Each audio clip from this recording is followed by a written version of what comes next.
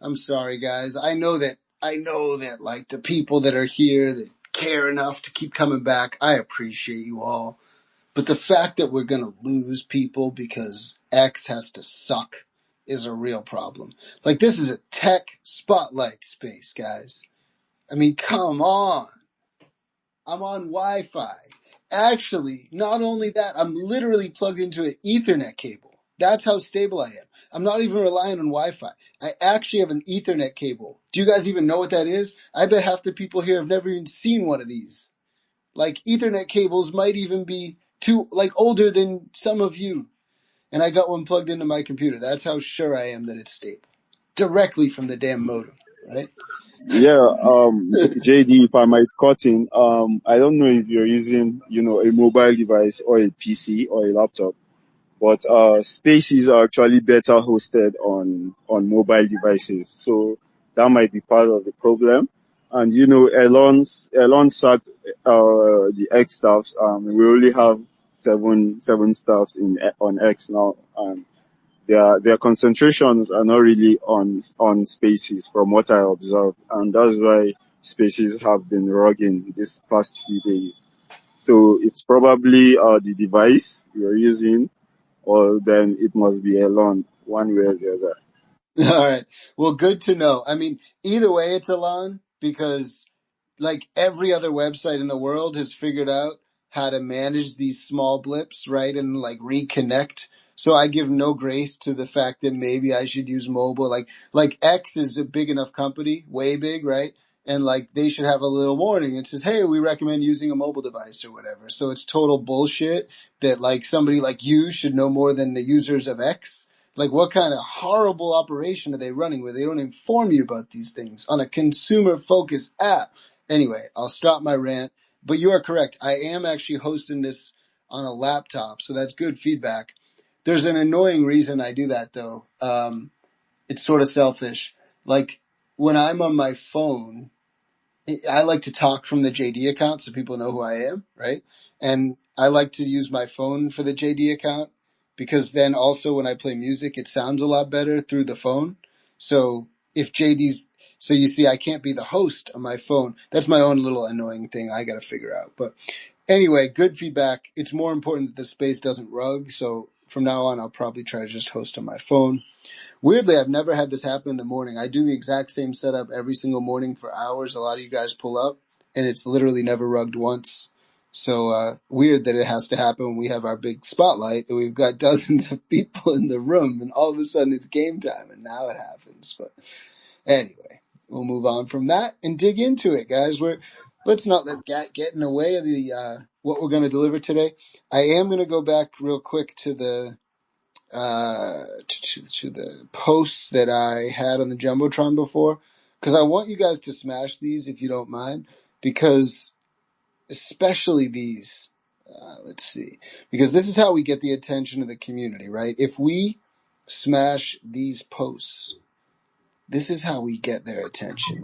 And it worked, by the way. Let's fucking go. Yeah, exactly. So look, here's here's the one for, let's see. This is the one for Moby. So I just put that in the Jumbotron. And then we'll put this plume one up in a minute. Yeah. So you guys can see what we do, right? So we celebrate these things with a little animation. Everybody that we're tracking has a custom animation with their logo. So we show up in their timeline and we make some noise. Appreciate if you guys would add to that. And that's how we get their attention, right? So back to your earlier question, Java. Instead of influencers, this is what we do. We do what's in the Jumbotron. We celebrate them. We get their attention. And heads up, guys, I actually was in DMs with Moby and they responded. So, we got Moby's attention, right? And I think we'd all agree Moby's a pretty big deal, right? They have 100,000 followers in the account. They're a big project. And we'll talk about them today. But the fact that I got them to answer me, right, in DMs means like their devs like know that we're spotlighting them. So this is great. And this is what we do, right? Imagine we start to kick into high gear. We do more of this all week. Think about the exposure we drive when we're showing up on, Moby and all these other projects all the time, just blowing up their timelines, and they're all seeing soon. And then we're on our stage hearing about them, right? It's an amazing, model. So appreciate you all for being here. Let's do it. Let's stop listening to JD talk and let's see if we can get Wenjamin back. Where's Wenjamin? I miss Wenjamin. I'm going to post this and be like, we're back.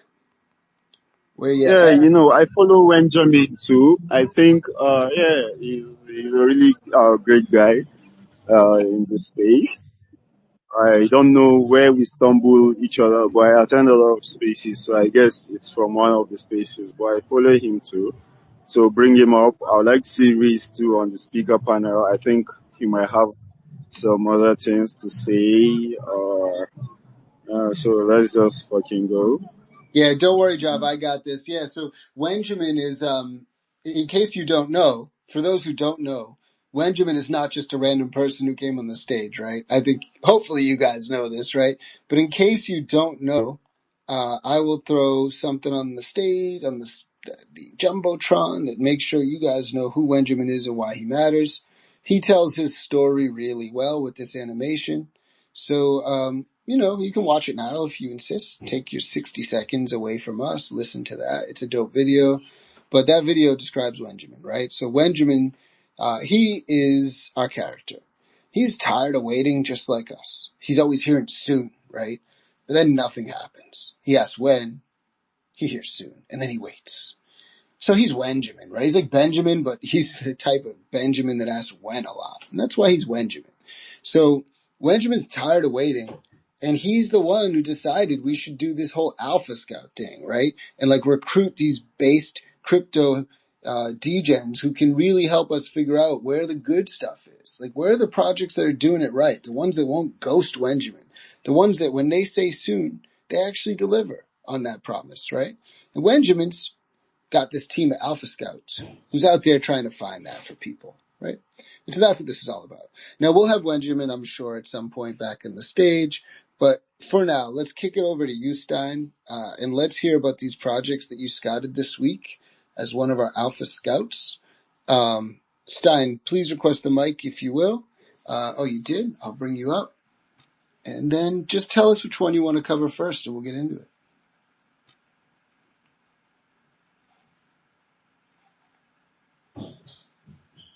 Stein, welcome to the stage. If you're up, I just approved. Yeah, there you are. What's up, brother?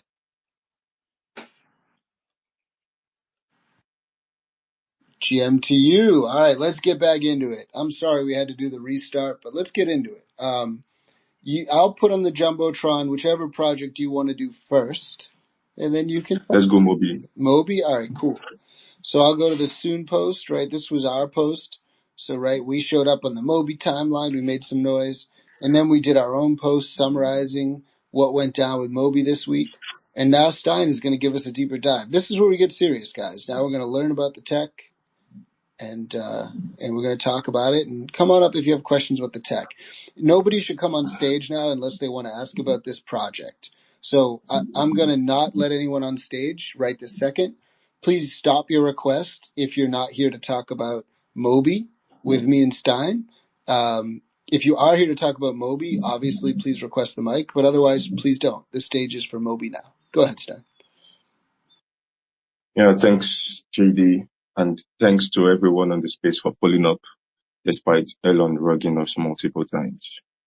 Yeah, so today we'll be talking about something big in my opinion, and a project called Moby. And for me, like what is really big is that JD actually he does some of the work for us, to be honest. Yeah, I think yesterday he sent something to the Alpha Scout group, and later on in the evening I saw it, then I sent it. So it was like, oh yeah, Jupiter released an Ultra V3, a V3 Ultra engine that makes swapping. We all know Jupiter to be like a swapping in exchange that allows people like swapping tokens like very fast. So like the Ultra V3 engine is something that is a new update that makes this even way faster. So yeah, but then we'll not be talking about Jupiter like in full depth.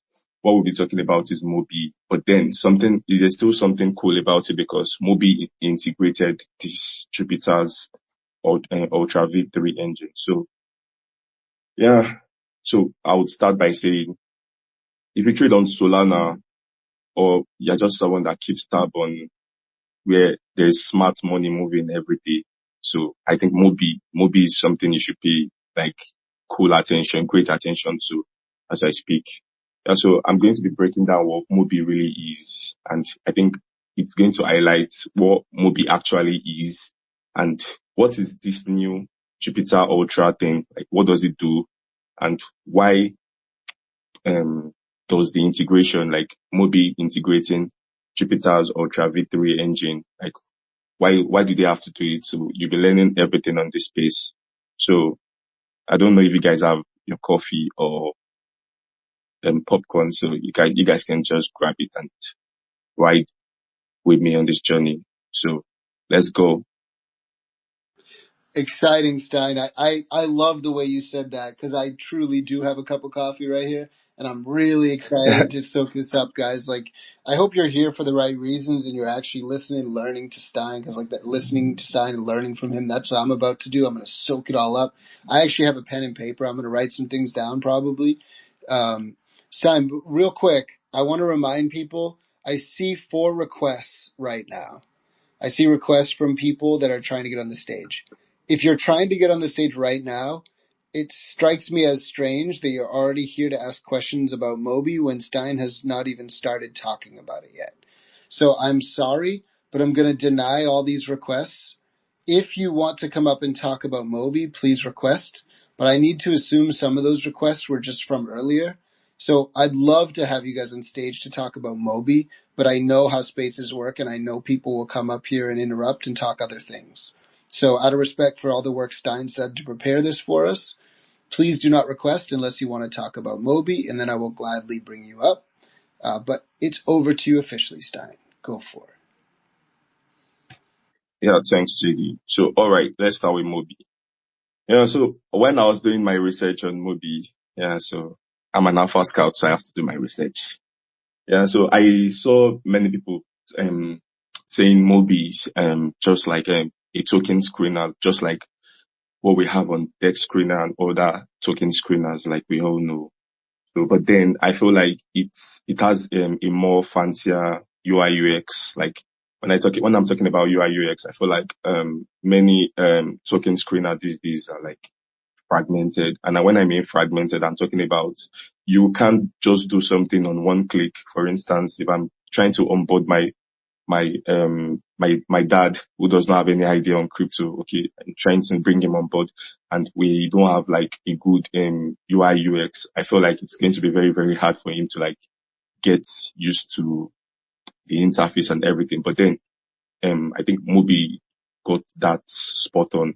Like they have a good UI UX and it's something really solid to start with. Yeah, so moving on. What I noticed on Mobi is that instead of just showing prices, token prices, they actually show you like the wallets that are winning. So let me give you this instance. Yeah, I know we all remember when meme coins, Solana meme coins like Bonk, Wave, and many others, when they came to the space and many people made like millions of dollars from it. Like people like, it was like people's 1000x as at that period when it was really hot. Now, just imagine, wallets like that. You should know that, okay, people who spotted, Bonk when it was still very early before crypto Twitter, like start to, oh yeah, we're bullish on Bonk, stuff like that.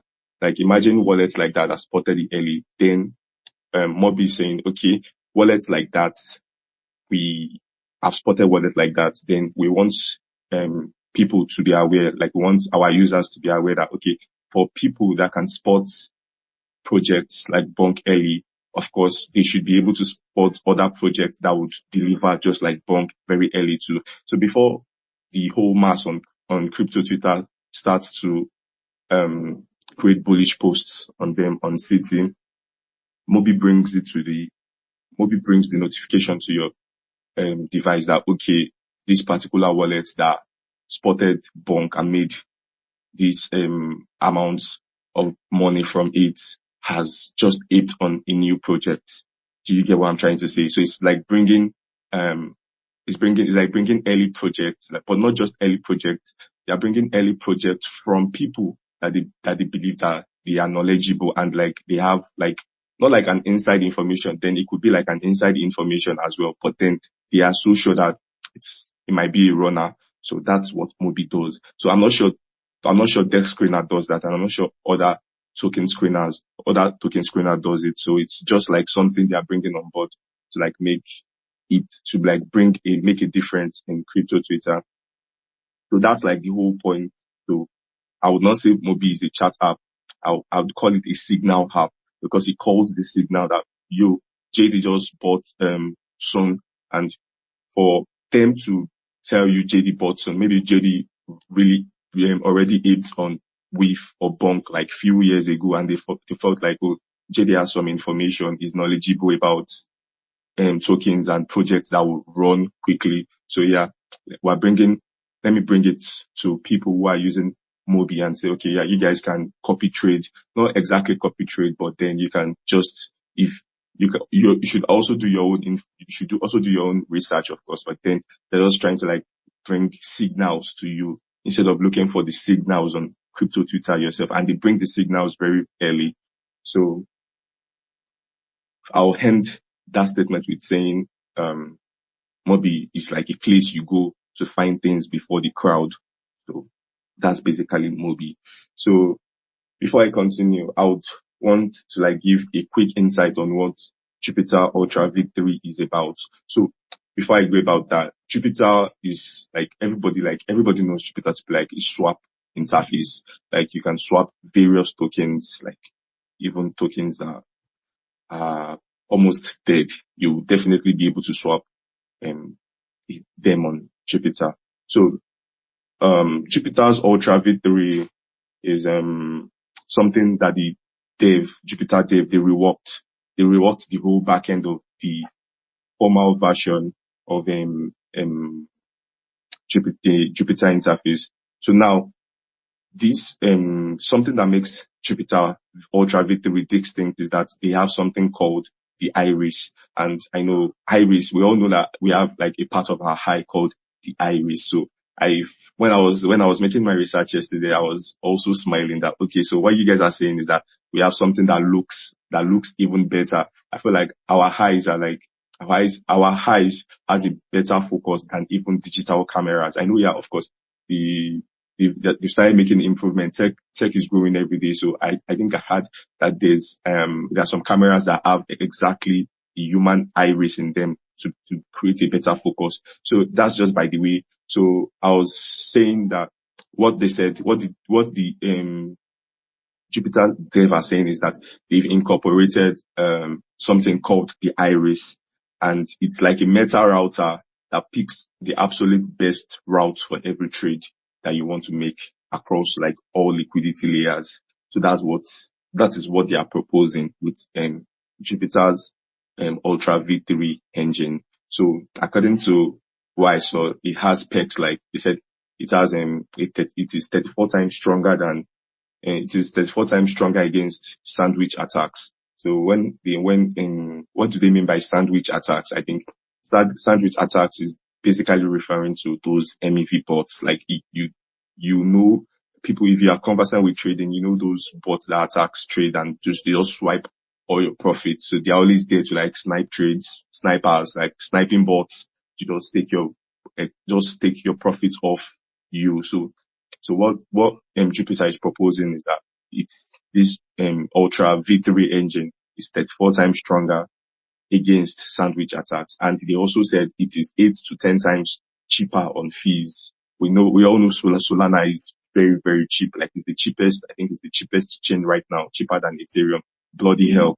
Ethereum is not, Ethereum, I think Ethereum is starting to get better now. There was a particular time that if you just want to swap like $100, you might be paying close to like $100 in gas fee as well. So it's absolutely crazy then, but I think they are working on it. But then right now, Solana is like one of the cheapest chains out there. So now Jupiter are saying with their Ultra V3 engine, it would be 8 to 10 times more cheaper than it used to be. And of course, they proposed that their Ultra V3 engine will be super fast. So I think that's like a good perk to like bring to the space and to like convince people to use their new version. Yeah. So to me, I don't see this as a marketing hype. Yeah.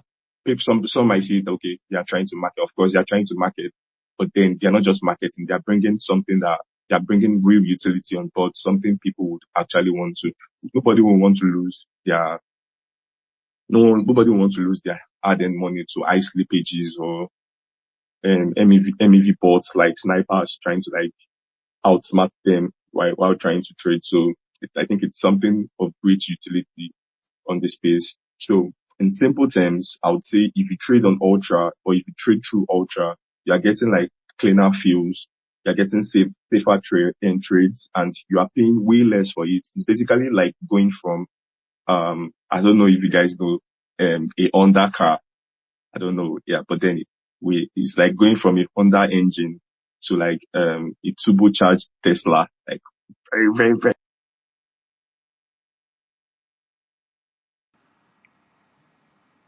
Oh, Stein, we lost you, or I hope that's not me. Hope the host is okay.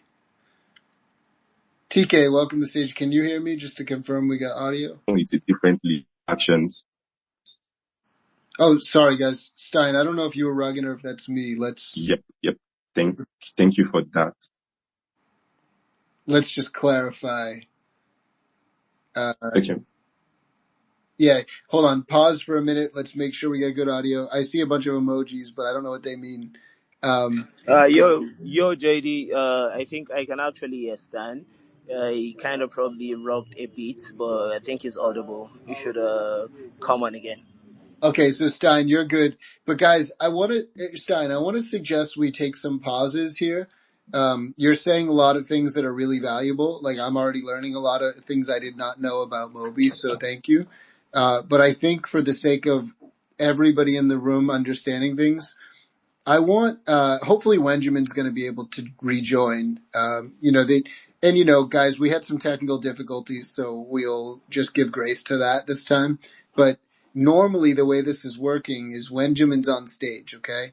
And Wenjamin being Wenjamin, right? He's going to ask questions, right? He's going to like personify the typical newbie trader who is kind of like frustrated, doesn't really know how to make money, and doesn't know what to buy, doesn't know what projects to look into. It doesn't understand what the hell RWA means or what Moby does. So Wenjamin's not here to do that. I'm going to do it a little bit, and I will during these spaces. I'm going to be honest because I don't know everything. And the Alpha Scouts like Stein, who really focus primarily on RWA, or Riz, who focus primarily on AI, and the others that we'll bring on, you're the experts. So I want to learn from you. So as we go through this, try to say a few things, pause, wait for questions. I might come in with a question, and I bet if I have a question, people in the audience might have the same question, right? So I have a question. Let's back up to that. Thank you, Stein. This is great. So I've never used Moby. So a lot of the people here probably have not. And I literally have never opened the app. I don't even know what the website looks like. I've never used it. So I'm interested in it.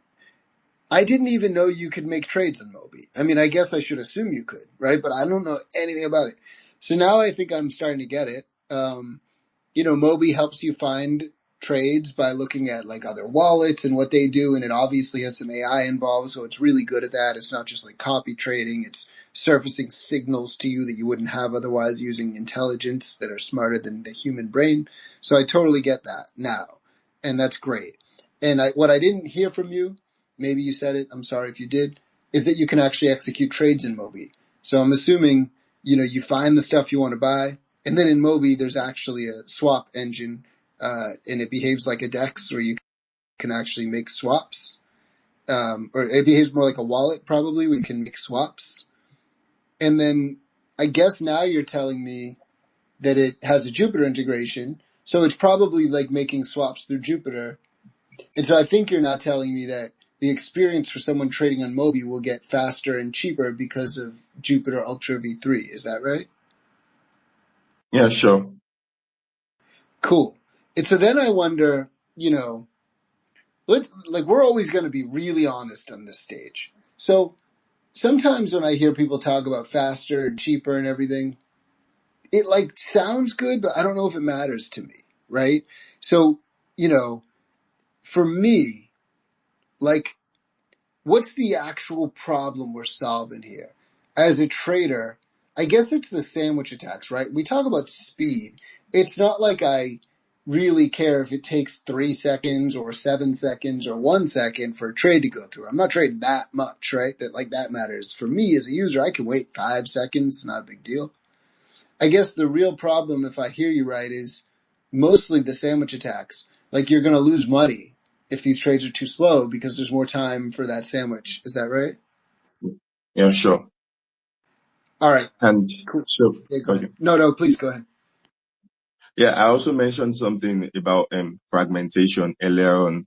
I was talking about when the whole system is just probably you have to execute a trade. There's something they call the one-click trade now, where you just make a click, and everything, the whole process is infused in just one step. Instead of going through, okay, I'm going here, clicking on one side of the interface to do something, then swapping back, then doing, but instead of that, that's when we say the system is fragmented. But now what Moby is saying is that the system is less fragmented, or there's zero fragmentation, and it's just on one click and you achieve what you want to achieve.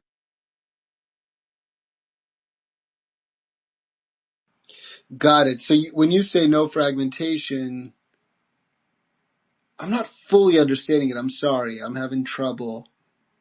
I feel like I'm being Wenjamin for sure right now. Help me out. I don't get it. Sorry. Okay. So let me make an instance.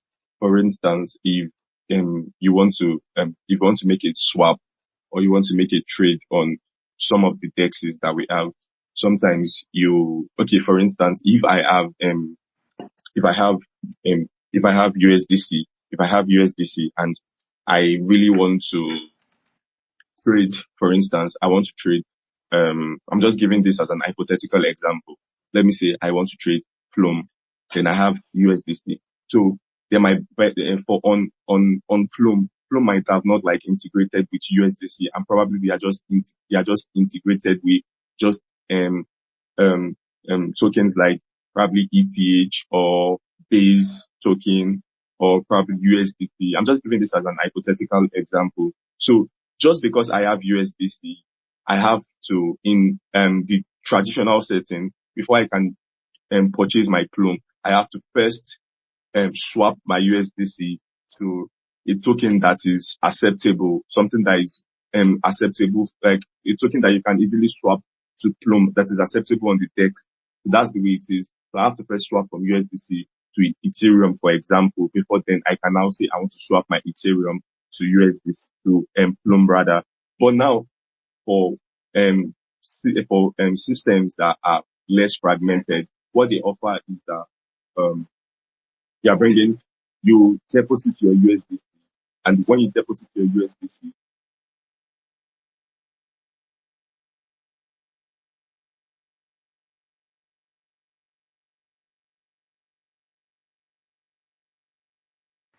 Sorry, Stein. We heard when you deposit USDC and then lost you.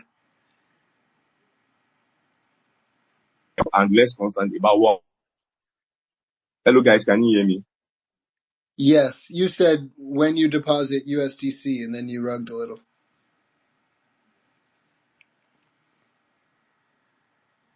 And then I heard you say, can you hear me? I rubbed for a minute. Take your time. If you got to get a better connection or whatever, take your time. No problem.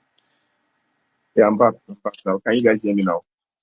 Yeah, it was good. I was testing my listening skills. But yes, you left off at when you were depositing USDC. Okay. All right.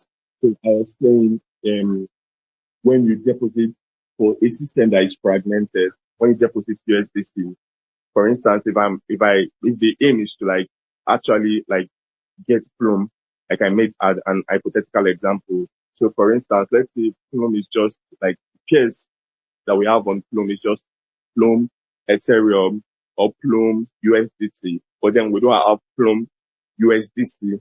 And it is USDC that I have as my own asset.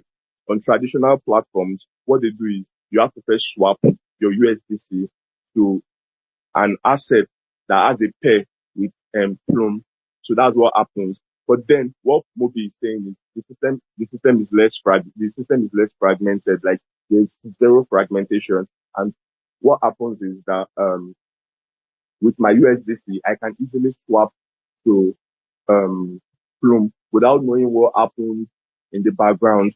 So you don't have to bother about you first swapping to an asset that has a pair with Plum, like the way you do it on traditional platforms. Now what you just have to do is just plug in your USDC and the platform does all the whole stress for you on like, okay, converting it first to USDT, then from USDT to Ethereum. What you just get is okay, done, and you have your Plum seated in your wallet. So I don't know if you got that the explanation for fragmentation that way. Is it clearer now? I think so. I don't know. Let me. Is it as simple as this? Are you basically just talking about like not requiring people to do so many swaps to get from one token to another? Yeah. And sorry, can you hear me? Yeah. Yeah. That's just like one part of it as well. Then I think another part of fragmentation that they are trying to solve is like the interface is also like very easy to use. It's like you are able to like identify different parts, different sections of the platform where you have to swap and where you have to make trades and where you have to like get project signals, token signals from. So it's just like everything is made easier, something that even your grandma can use easily. That's just like the idea. So it's not just about when I talked about the hypothetical example of the USDC to Chrome, where you would have to like for traditional platform go from USDC to USDC first, then from USDC to Plume, but then you just plug in your USDC and everything that happens like at the back end is none of your business. You just get your Plume in the wallet. So that was what I was trying to say. Yeah, that's great, man. I've been thinking about this a lot actually because, maybe not a lot, but recently there's a token that I wanted to buy on Kronos. Honestly, I don't have a very, very strong reason that I wanted it. But I thought, hey, like it was a token on Kronos and I don't mess around with Kronos a lot. And I know like Trump says they're buying all this Kronos. So like, oh, why don't I own a few meme coins or whatever I can grab on Kronos chain? I don't have a lot of experience on Kronos, and crypto.com is, actually not even allowed in the US. So I don't know if Moby would solve that exact problem, but I'm very familiar, right? Like I'm pretty good at bridging and all that kind of stuff, but like MetaMask wasn't really doing the trick and I added a custom network and I still couldn't get it. So it sounds like maybe Moby would be something to try for that. Is that right?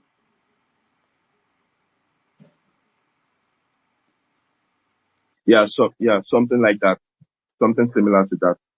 Cool. Yeah, because like I know Uniswap, for example, helps, but like not every token's there. So I'm gonna check Moby out. I'm gonna see if I can get my hands on this token that I'm eyeing. It's probably at zero by now. Maybe I won't buy it, or maybe I'll just buy it. Maybe who wants a CTO a Kronos token with me? I don't know. We'll talk about that later. Anyway, Stein, keep going if you had something. But I'm hearing some audio. Maybe it's someone else.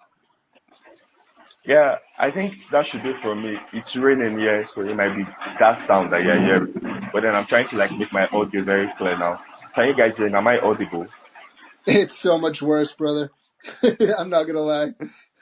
Oh, yeah. Am I audible now? Uh, you're audible. You sounded fine the whole time. It's just that you would cut out and like totally disappear for a minute. You never had bad audio, really. It's not good. It's not great, but it's not bad. It's just you would just disappear sometimes. All right. Okay. So I'll continue. Yeah, I mean, So why don't you? if there's anything else you want to say about Moby, please do. Otherwise, we'll see if anyone else has Yeah. questions. And then what we'll do is we'll do the giveaway in between Moby and Plume, because I want to just give you a bit of a rest, to be honest. But I also know that Tiger requested the mic.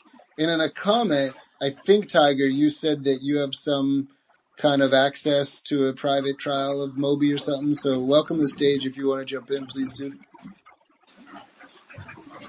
GN went soon. Thank you very much for giving me the platform. It has been an amazing conversation so far with movies. And that was an amazing output you gave on movie. I don't know if I can give a few insight in regards to movie because I from my profile you can see that I am part of the Meteorite Collective. Meteorite Collective is a group of content creators, meme creators, and people that are fascinated about projects that are pulled on the Meteora launch pool. They are called the launch pool armies in another context. And earlier they shared an insight about movie for us in the group. And it was amazing to see that the space was hosting something in regards to movie. And I said I had to come in and drop my 2 BTC on the opinion. Um, so far, what I've seen in regards to Moody is amazing. Like with their tech, you can see in the comments. I actually sent a couple screenshots of the app because I got early beta access so that we can check the app and use it. And you find that recent development, like in September of 2025, Mobi raised $5 million in seed funding at a $30 million valuation led by IA Capital Group, Welling AI enhancement and subscriber growth, targeting 1 million plus by 2026. This underscores its rapid expansion. I mean, with 600% paid subscriber growth in the prior year, I mean, it's going to go far. Overall, what you should know is that Mobi bridges the gap between retail and institutional investing by making sophisticated tools affordable and approachable, helping users avoid consumer-grade into pitfalls. If you're an active investor seeking an edge without complexity, I mean, it's worth a trial. You should really check it out. Reviews praise its value. It's 7%. Like, it has 4 to 5 stars on Trustpilot. It's been amazing. I actually did a couple research about it, and that was how I actually got into the private access group, and they sent me the link to test the app and see and give them a few insights. And you would love to know actually if you could sign up on Mobi now. If you could sign up on Mobi now, they are going to send beta testers, I think, $100 worth, close to about $100 worth of tokens, so that you can test the app and give them feedbacks on it. It's really amazing. And yeah, Stein, what you said was actually complimentable, and you can see it from the first screenshot I actually shared. You can see top trending tokens. That's tokens that's launched, and you can see how many whales are active in it, like what's moving in the market. You catch the alphas early, and that is what we at Meteorite do. We try to catch alphas early. We try to help projects that are pulled on the Meteora launch pool. I would love to ask soon, are you actually pulled on the Meteora launch pool? Yeah, Yeah, QT, I think I should answer that, QT. Lovely, lovely, lovely pitch from you. I know you as a guy that actually do your research well. You are in a lot of private groups and all. And yeah, I could recall last night you were telling me in the DMs about movie as well, because I saw Stein talking about spotlighting it and all, and you had a lot to tell me about, because you were one of the early people that actually got the alpha. So bullish on you on that. Concerning the question on the pull on the Meteor, yeah, we have a pull on Meteor.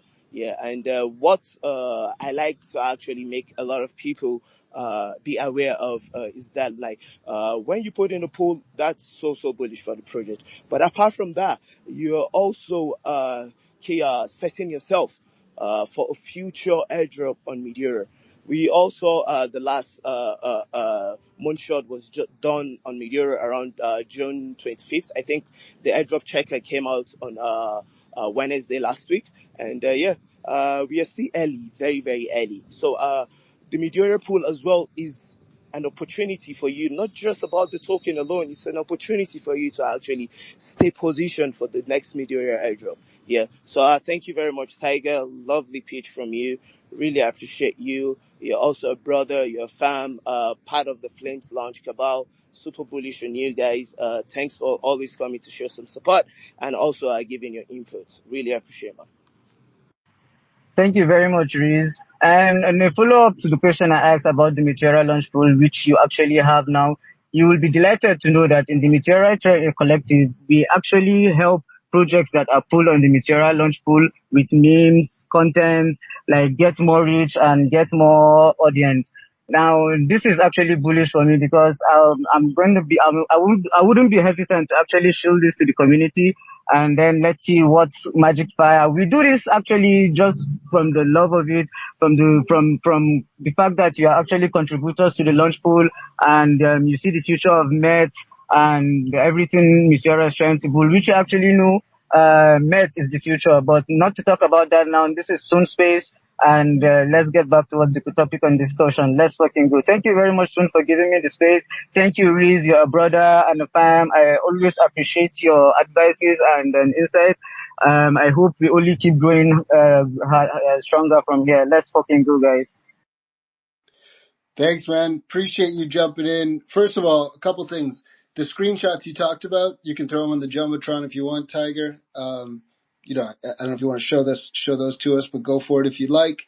And then I know, first of all, real quick, do you know Vesper? Yes, I actually know Vespa very much. Yeah, he's a bro. Yeah, and he's one of the admins of the Meteora collective in collaboration with Mad Labs. And there's actually a lot of insights with Meteora collective. Like I would actually love to share with you. You will see from my profile, I'm a meme connoisseur. Like not a meme connoisseur, which is the lover of memes. I'm a meme connoisseur. I'm a lover of meme coins. And yeah, I try actually to do my critical research on what I try to eat in and what I try to share over to my community. Yeah. Cool. Love it, man. Yeah. Vesper's good people. Yeah, we've been friends for a while. But yeah, I think, if you want to throw this up in the Jumbotron, that's fine for sure. And then in terms of the Meteora pool, so I'm not exactly sure what you're trying to ask, actually. The Soon project is officially launched on the Meteora, right? So we have a liquidity pool. It's permanently locked on Meteora. It's very thick. It's almost a 1-to-1 ratio with our market cap. And, our spot contract is on Meteora. So we've launched on Meteora. Is that what you were talking about? Or were you actually talking about whether other people are, adding liquidity and stuff to be part of the Met drop? Yeah. Actually, that was exactly what I was asking, and it's amazing to find out that it's actually launched on the Meteora. So I will proudly shield this into the Meteora collective so that we can create memes in there and threads. I actually do a lot of threads for the Meteora collective, and they have been really insightful, incentivized. It's amazing. It's just a group for content creators, like Vespa, and I'll actually put you in a conversation with him later on, and then we'll talk about what we can do for the Soon project too. Yeah, if you want to. Vesper knows about us, so yeah, that's all good. But yeah, I'm also going to put something on the Jumbotron real quick, just because we're talking about it. So if you wanted to, you could see, all of our tokenomics. Like we have a post that I'm putting in the Jumbotron now, just because I believe in transparency. So this post, which should be up or needs me to keep clicking the button, thank you, Elon, is, yeah, it's up now, I think.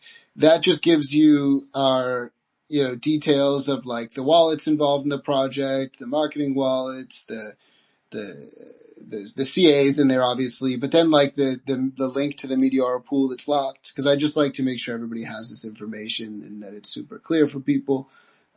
Because, people wonder like, what's that wallet or whatever, and there's nothing to worry about here, but I like people to have that information. So there's the CA too. You guys want to buy soon? Good idea. NFA, but I think it's a good idea. Also just know that like our plan long term is that we keep doing these spaces and we do them so well, we get better and better at them, right? And as we get better and better at them, eventually the stage will be valuable to get on. And so if we get more and more people to come pay attention to this, next time we have a few less technical difficulties, we're going to have Wenjamin on stage with us, right? and we start to grow the Alpha Scout team. So like a week from now, we'll do another of these, and by then we'll probably have 5 or 10 projects to talk about, not just 2 releases. We'll have a lot, and we'll be able to pick the best ones, and we'll invite those devs to the stage, and they'll be here with us, right? Because if we do what we did for Moby and for Plume, but we do it 10 times instead of 2, at least a couple of them throughout the week I can network with, and I can invite them to our stage and get them here, right? And so we do that a lot of times, and then these projects start to see the value of coming on the Soon stage, and then eventually they will pay to get on the stage, and they'll buy Soon and burn it in order to get on the stage. And that's why all Soon holders will benefit, because it's deflationary. Every single Saturday, we're going to have devs buying and burning Soon on the stage to get here to tell their story with us and to be interviewed and featured. Now look, that's down the road, and it takes a lot of us putting in a lot of work to prove that we deserve that. So I won't promise it. I need all your help. But if the Soon community works hard, we absolutely can earn that, right? And, if you're a dev, of course you'd rather be on the Soon stage where the Soon Alpha Scouts have already scouted you out, decided your legitimate project, and are here to really educate the audience about you and say that you're truly reliable, right? With the Soon endorsement. That's way more valuable than a shill and chill space where some dude's just screaming at you to follow everybody in the room, right? So that's the value proposition we'll eventually get to. And that's why when you hold Soon, you benefit from that long term. So just what you guys that are new to the project understand, like that's the long-term plan. But again, it takes all of us to really, put in the work and blow it up. So let's move on from this segment. I really enjoyed learning about Moby. Thank you for showing up, Tiger, and adding additional insight. And then, Stein, really, really appreciate you for doing the research you did. It shows, you know what I mean? And I learned some things. And I'm actually excited to use Moby. I know you weren't here to shill it, but I'm legitimately going to probably use it today or tomorrow. It sounds fire. And I always like hearing from Meteorite people. Tiger, thanks for pulling up. Love Vesper, love Meteorite crew. I'm a fan of Meteora. I think, there's lots of different CLMMs and whatever in this space, but I think that Meteora is doing some pretty good stuff, and I see them pushing out new things left and right. So, they ship. Anyway, let's move on. I think we're going to take a little break, and we're going to get into the giveaway. Riz, if you're ready for that, grab a mic because you're on a mic. My phone just doesn't want me to see that.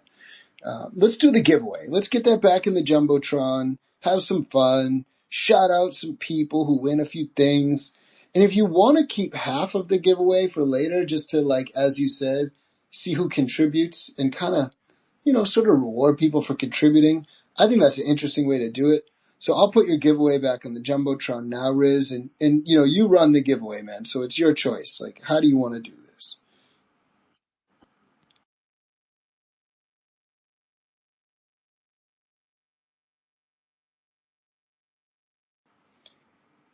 Riz, over to you if you can get on stage, Riz. We just want to hear from you on, like, how do you want to do the giveaway? Yeah, lovely space so far. A lot of insightful conversation, a lot of learning to has been made. I'm quite sure a lot of people that actually picked one or two stuffs about the movie screener and all. So quite bullish about everyone that actually contributed to it. So for the giveaway, I am actually thinking, okay. Yeah, I'm going to pick some people that actually came to ask lovely questions. Yeah, and apart from that, okay, I think I'll go. Have you paint? Did you Wait, paint I'm the? sorry. Wait, Riz. I'm sorry to interrupt you, but it's really important that we stick to the rules. So they have to have done the rules, and then if Yeah, they, right, I just want to make sure we're not giving to somebody who didn't do the rules in the Jumbotron. yeah, Yeah, good. yeah, most definitely. I pay attention to details. Yeah, so I'm scanning through the announcements tweet, and let me see. I think okay, Java came in and he asked a very, very, very wonderful question. So let me see if Java had actually done the task. Okay, I think yeah, our first winner will be Java. Let me pin it on the Jumbotron. Drum roll. Po, po, po, po, po, po, po, po. Congratulations, Java. Lovely to have you in the space. lovely, insightful conversation, and that's what we're all about. Nobody's an highland of knowledge, so we, even the Alpha Scouts, the do with scouting, we still need people to come and also give us feedbacks, and we brainstorm. Yeah. So apart from that, I think the next person will be Tiger.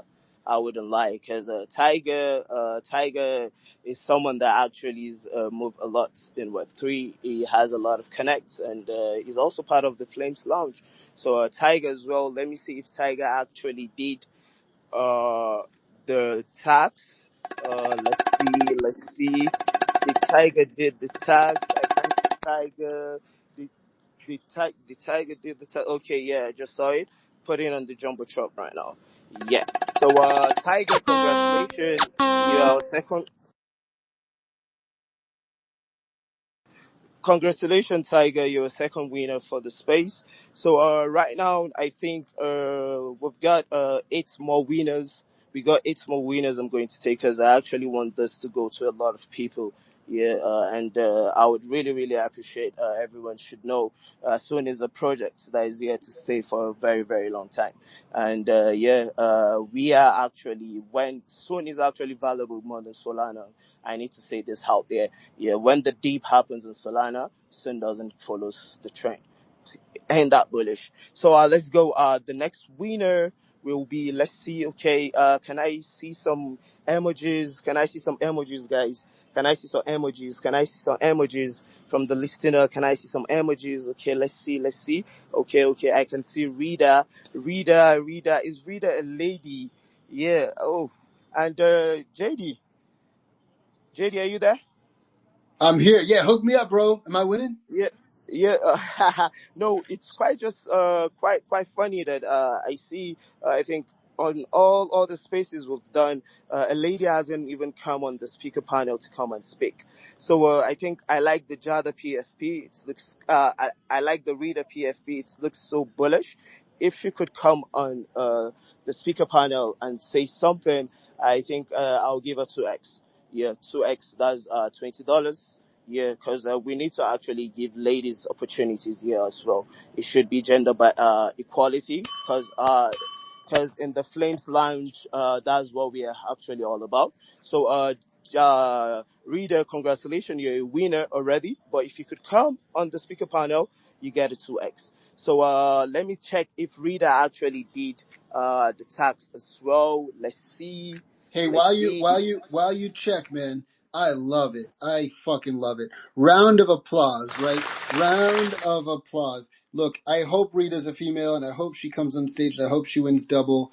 Because I got to take a break to share a few thoughts, right? Riz, please give me a minute.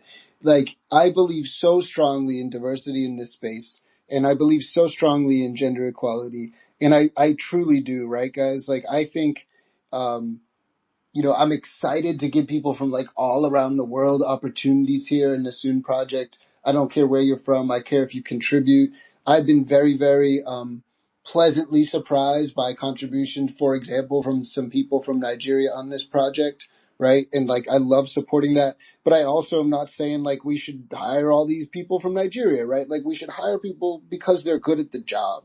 It doesn't really matter where you're from. It doesn't matter if you have a penis. All that matters is if you're good at the job, right? So, yeah, let's get people that are good at the job to do great work together, and man, let's just like tell the world about the realest builders on chain that are really delivering. That's our job. And ladies can tell the world too, right? Everybody knows that. That's why the ladies are all the influencers. The ladies have way more power. If you're a man listening, you know how powerful ladies are. Trust me, you know. We all know how powerful the ladies are, right? And so when you find a lady who's got the brains too and wants to grind with Soon, I mean, I would love that, right? To have that kind of, person on the Alpha Scout team and in our community. So much love to men, women, black, white, wherever you are, whatever you are. We love you. Back to you, Riz. All right then. So moving on. Okay, I think we'll actually wait before the space end. If Rita comes up, then she's having 2x. If she doesn't, she's having 1. Let's see what the next. Let me see some emojis, guys. Let's get the room on fire, man. Like, come on, I want to see these emojis, guys. I want to see these emojis. Yeah, I want to see these emojis. Okay, I actually like this name, Thanos. This Thanos, yeah, I like this name, Thanos. Let me see. Did Thanos actually do the tax? Let me see. Give me a minute.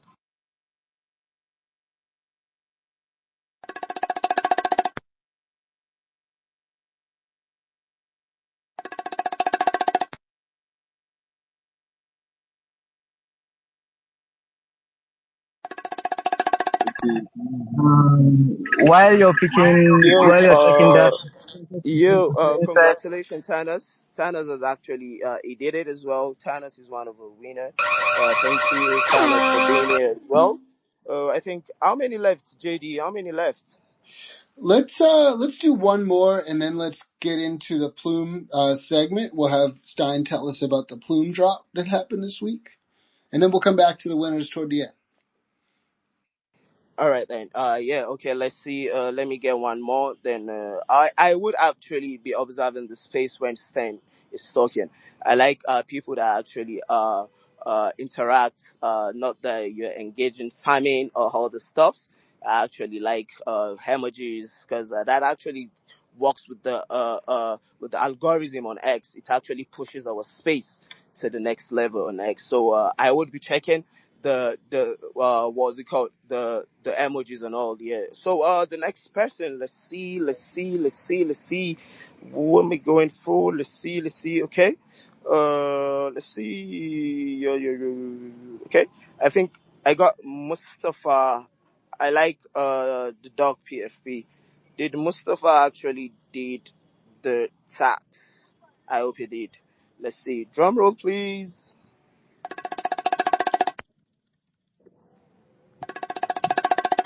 I see 100s from Mustafa. I think he's trying to say he did it. Let's see.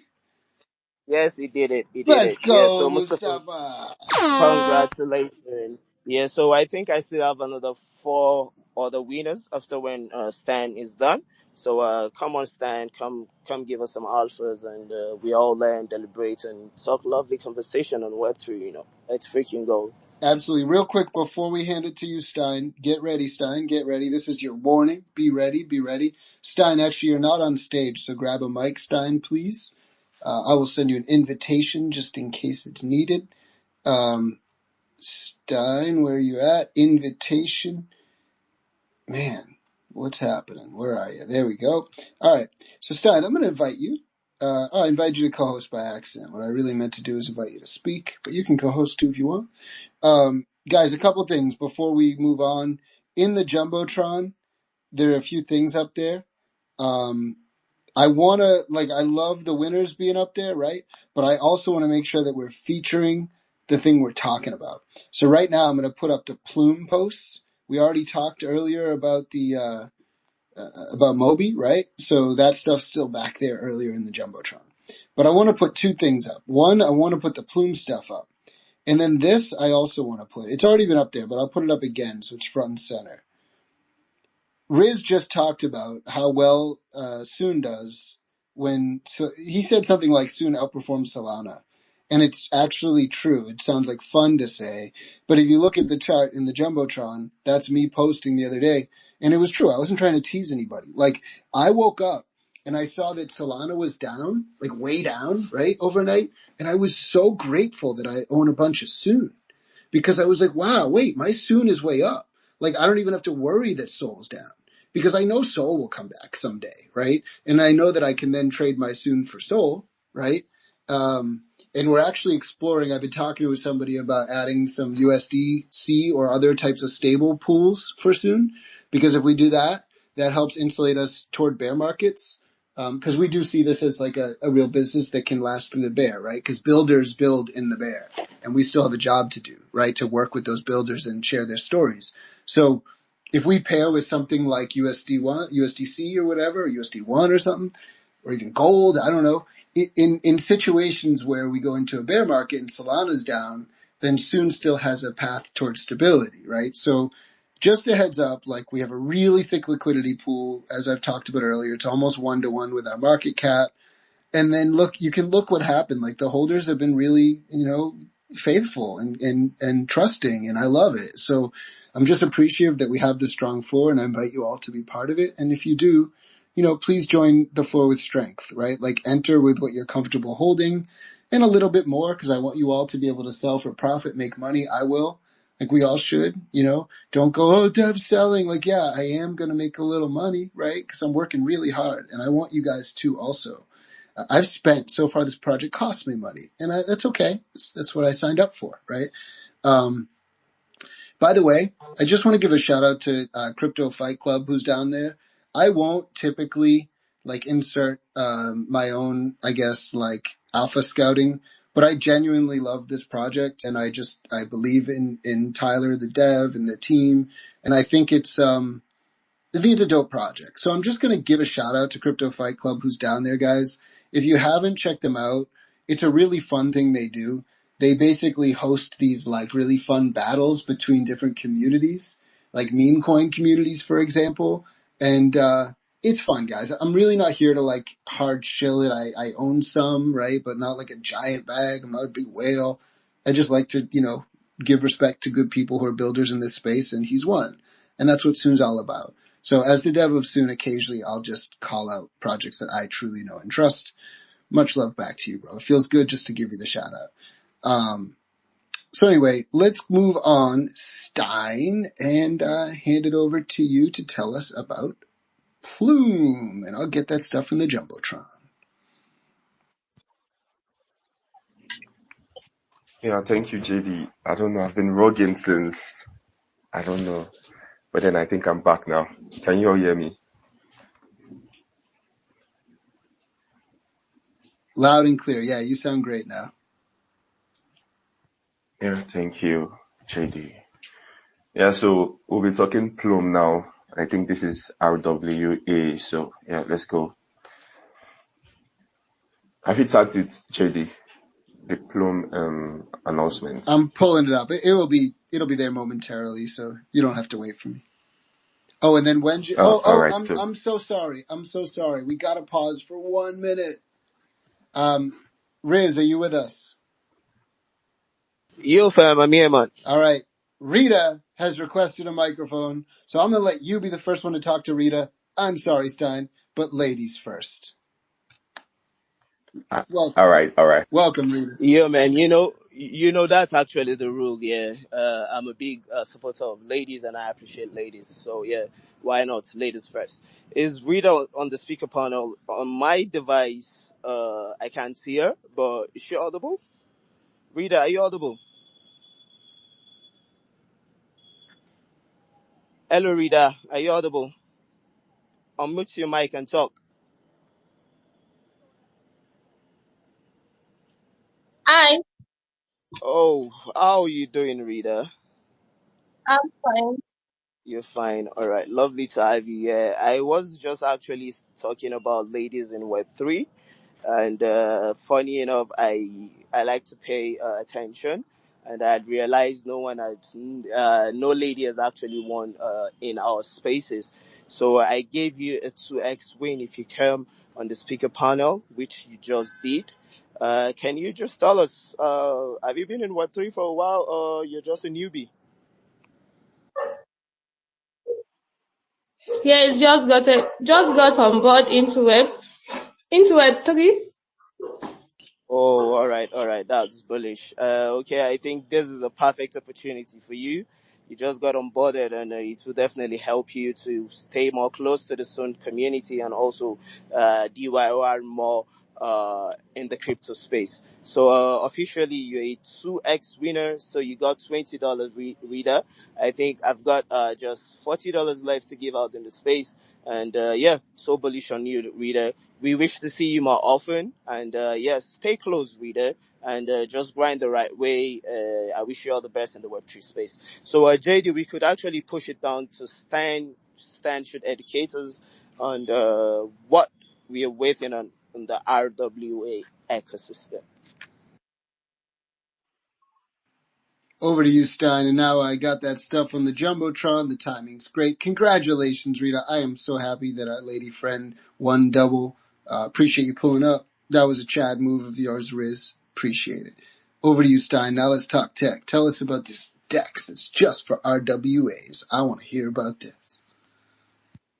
Yeah, so let's get to the discussion for the second part of our tech talk.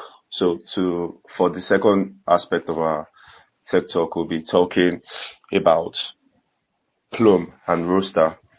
So yeah, so let me set the stage before I dive into what we have. So I feel like we are in the middle of like the biggest shift in crypto right now, like with real world assets. And basically for people who are new to what real world assets are, because I noticed many people are not really like so conversant with our niche in crypto. So it's like a new niche that's coming up gradually. And I feel like by 2026, we'll all have everyone saying, oh yeah, reward assets, yeah, reward assets, yeah. So basically it's like taking bonds, treasuries, real estate and credits and bringing them on chain. So that's what tokenization is. So the idea is simple. I feel like it's just to make real assets like more tradable and compulsable in DeFi. But there's something that I really want people to know, that doing that in practice, it's a little bit hard. Yeah, saying it is simple, that bringing real world assets on chain. Yeah, it's that simple. But then executing it, it's a little bit hard. It's not that easy to like bring real world assets and just bring them on chain.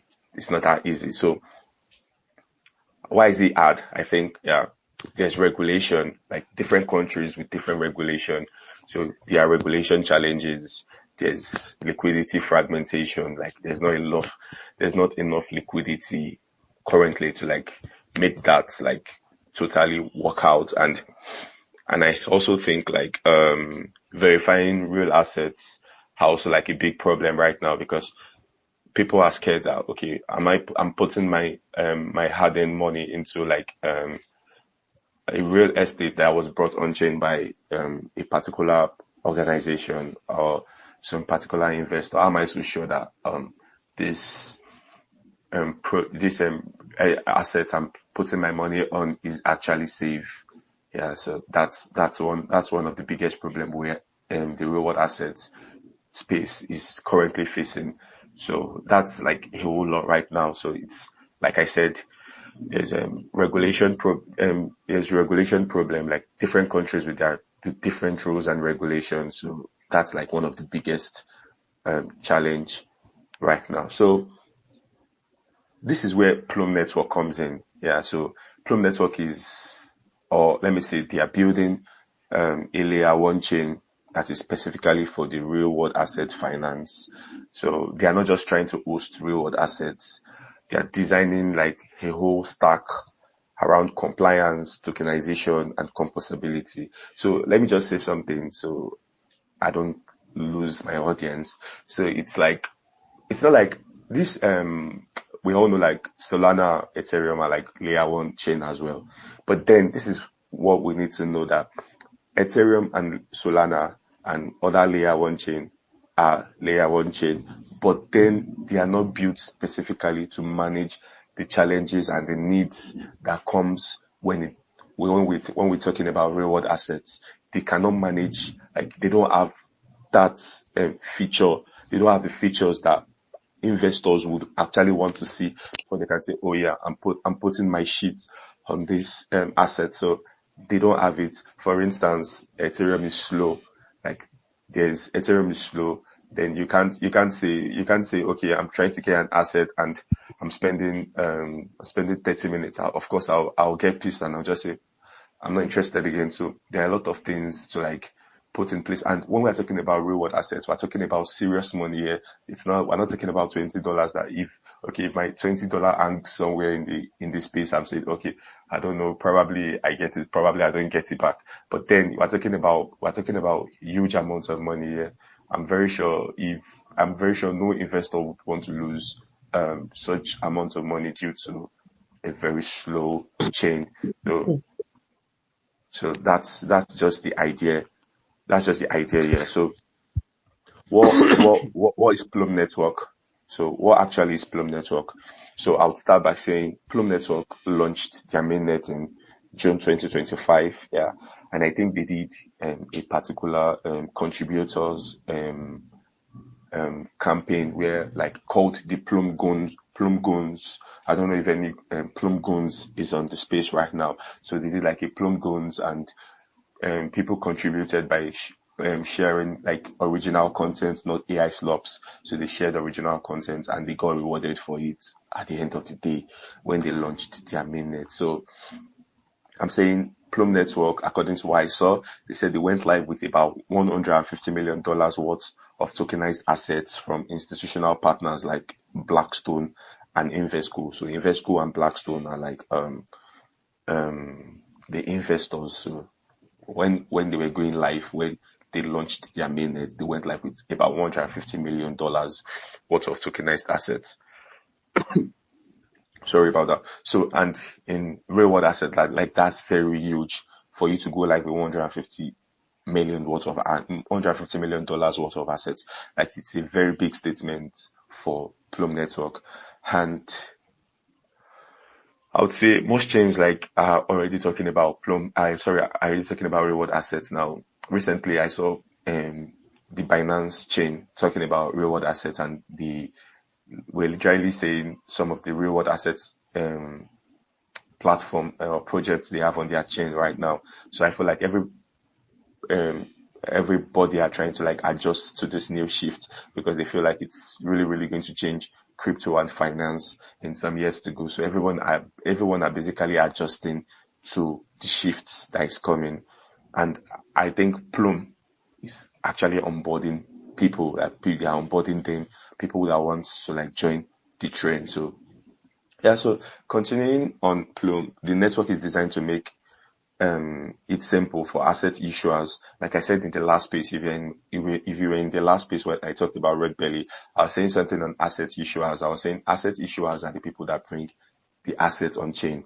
Like Plum, what Plum does is that Plum just creates like a rail. Just think about it like a rail. Like I'm an engineer, then I design the rails. Then you bring the trains that will walk on the rail. And you know, if the rails for the train are bad, if the rails for the train are bad, the train can slip off and just go bad. So that's the way it is. So they go hand in hand. If the rails are bad, the trains cannot pilot the trains successfully. So you have to make the rails good and for the trains to get piloted like successfully. So that's just the way it is. So in this context, Plum is the rail. Plum are the one working on the rails. Then asset issuers bring their assets on chain. So the Plum is also big on compliance. Like I saw, they said Plum is a Security Exchange Commission registered as a transfer agent, which means that it can legally handle certain security-based assets in the United States. Like that's like a major differentiator for most DeFi chain. Do you know how big that is for them to like be able to like handle security-based assets, and which is what would I say? Which is like legally approved by the security agencies and the regulatory agencies in the United States. They are fully aware of their activities. So I feel like real-world assets is different from our whole DeFi game. Like a dev from just one country can just come and just say, okay, fuck it, I'm creating a token today, and in like 2 months I'm going to onboard a lot of people and I'm going to rock them.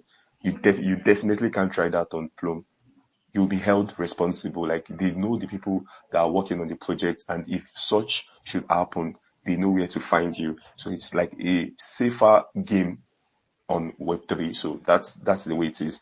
And also to add, I would say Plum have been expanding very fast. They have like over 200 ecosystem partners, and when they were running their testnet, they had like 18 million testnet wallets. So let me bore you with all those information. So let me go to the main discussion. So I already explained what Plum Network is. So let's go to what we have for today, and that is Rooster. So now this is where I would try to like explain what Rooster is and how it is important for Plum Network. So I would say you should think of Rooster as the liquidity engine that powers Plum. So what do I mean by liquidity engines? So Rooster is like a decentralized exchange where traders or people can acquire the native token of the Plum network known as Plum. So, and what it means is that when you go to Rooster, you can swap tokens to get Plum, and by doing so, you are providing more liquidity for Plum network. So that is exactly what it looks like when I say think of Rooster as the liquidity engine for the powers Plum. And it is a decentralized exchange, like I said. But it's not just like Uniswap or Cove. It's we all know what Uniswap is. It's like different from Uniswap because it's native to Plum network. It's not like different tokens, like you can swap different tokens, and it is just Plum, and it's just for Plum only. So why does it matter? Okay, so I think it matters because reward assets don't move like other crypto tokens. For reward assets tokens, they are less volatile and they are less correlated to the whole crypto system, and the goal behind reward asset tokens is stability and yield.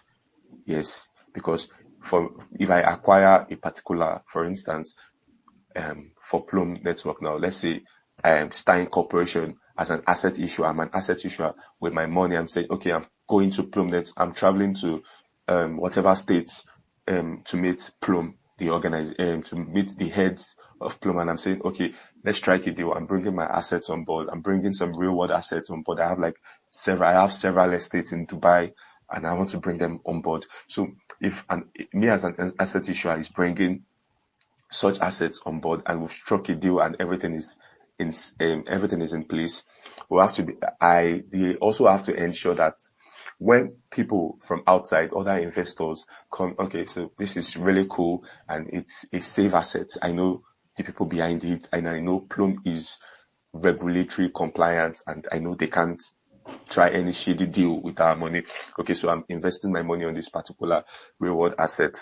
So on this real estate rather. So when they do such, they must be able, like it must be in a way that, for instance, when I acquire such assets, I earn yields on top of them. That is, for instance, probably I got an asset worth of $1,000. So it could be that every month I have like an extra $10. It's just an hypothetical example. So I have like an extra $10 on top of it because I bought a reward asset that has yield on top of it. So that's basically the way it works here in reward assets. It's quite different. Yeah, I know that many systems right now in DeFi are already bringing something like a point system that you can say, okay, when I trade, when I swap, when I do a couple of activities on their DEX, I acquire points that could be converted into the native token later in the future. But then it does not really work that way in reward assets. So let's go to what Rooster is. So Rooster, like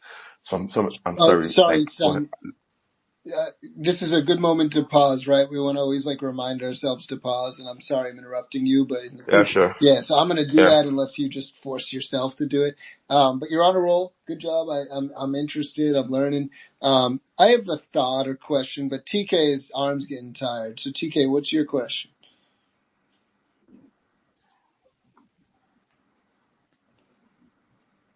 TK, welcome to the stage. You get TKO'd if you don't talk this time.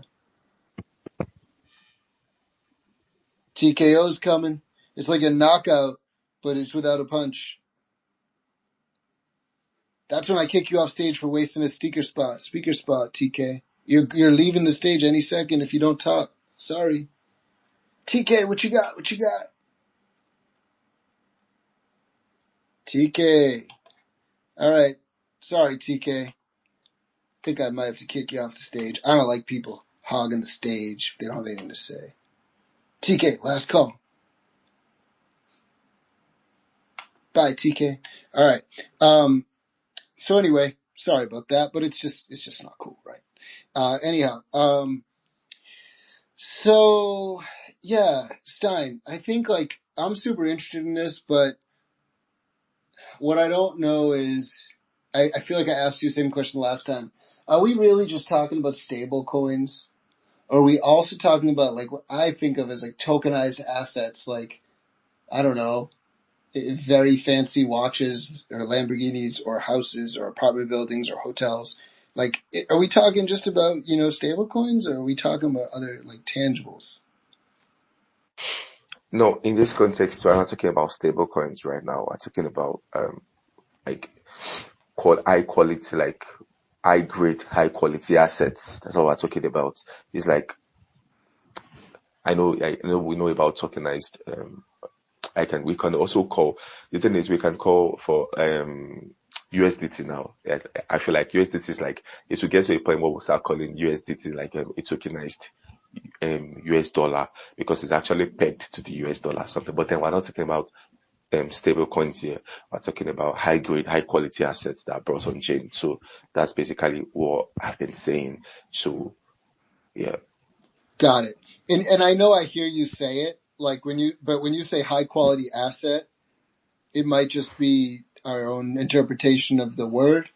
But I think of as, like, I think a Lamborghini is also a high quality asset, or your grandfather's Rolex that you were lucky enough to like inherit or something, right? So to me, Yeah. or an apartment building that gets tokenized, because that happens a little bit. It's starting to sometimes, I think. So those are, if it's an apartment Yeah. in a fancy neighborhood, right? It's a high quality asset. So that's why, to me, sometimes I think about that side of RWA, but I understand you're not really talking about that. You're talking more about tokenized currencies. Yeah. Yeah. Oh, Sorry, Steph, can I add something into this? Because yeah, go on. I think I stumbled about the Plum network a while ago as well, and something bullish about them that happened was everyone, I'm quite sure everyone has a Bitget wallet. So then I'm quite sure, because I didn't really dived through it. I saw it on the timeline, and I had to check my Bitget wallet. There was when they were actually doing more like a farming stuff in Bitget wallet that qualifies you for 5 NFTs, and if you have the 5 NFTs, you automatically get an airdrop. When they've done their TGE. So since then, I haven't really checked into that a lot. It's just something I just came across and all. So like, are there on chain already? Is the TGE on? And what's the prospect of the Plum network? Yeah, if you sorry, if you like had me when I began the conversation, that was like the first thing I said. I said they done the TG already, and they launched mainnet in June 2025, and they did their TG as well. So that was when I was talking about the contributors called the Plum goons. They called their contributors goons, then the Plum goons.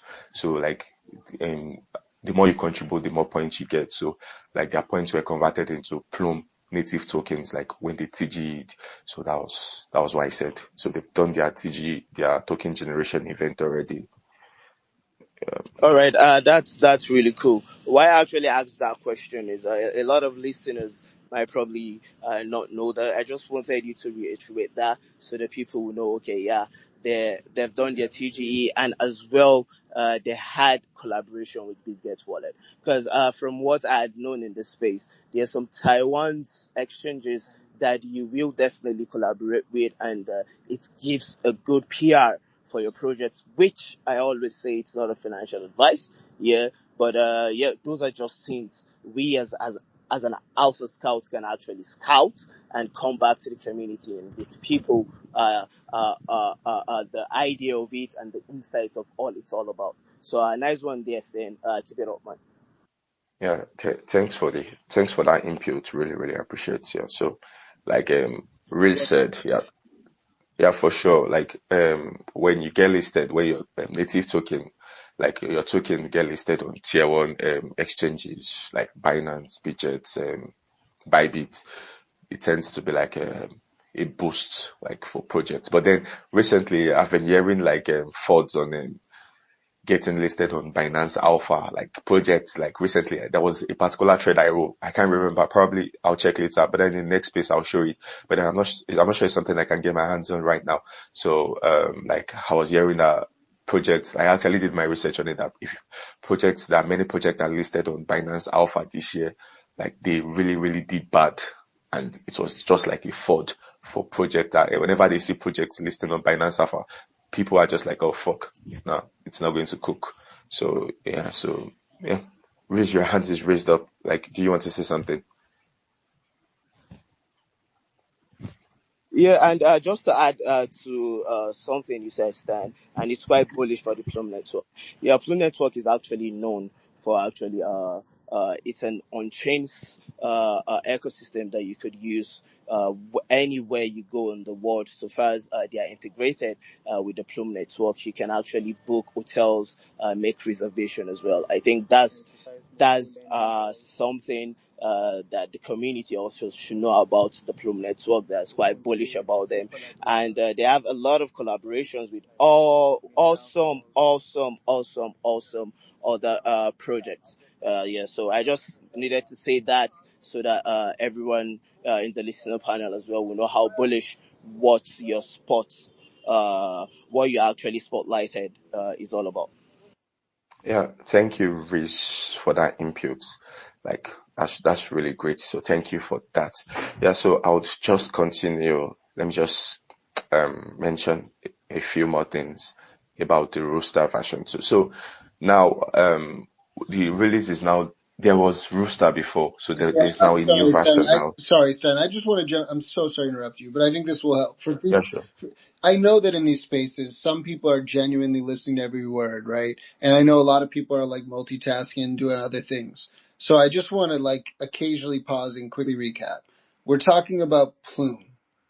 Plume is a blockchain that has done its TGE, and it's a blockchain that's focused, it's EVM compatible, and it's focused on RWAs. So it's like primary use cases, RWAs, it's fast, and one thing we're talking about is this word rooster is starting to come up. And so for people that don't see the connection, rooster is the name of Plume's DEX. And I think I said all that right, Stein, but if you want to correct me, you can. I Yeah, just want to make sure people have that like basic understanding before we keep going. yeah, yeah, right. You're very correct. Cool. All right, keep going, man.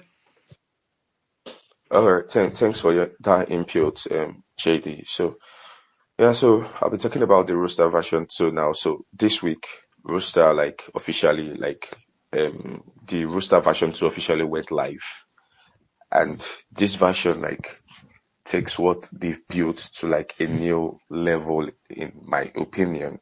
And I think I would give why I think so. So I feel like when I checked through the Rooster, I checked through Rooster version 2, and from the dev or the project founders, they said Rooster version 2 is more faster and more efficient, and it introduces a brand new reward system called the Rooster Point. So in my own opinion, I'm trying to like, okay, I feel like what they're trying to do is just like incentivize using the DEX called Rooster. So it's not just like when you use it, you just use it. Now, when you use it, you earn points called the Rooster Point. So here's how it works. So every time you trade or stake or you perform any liquidity action, you earn points. So which is later tied into the ecosystem rewards or governance. So like, I feel like it's like a gamified way to like reward early users and while building their liquidity at the same point. So you swap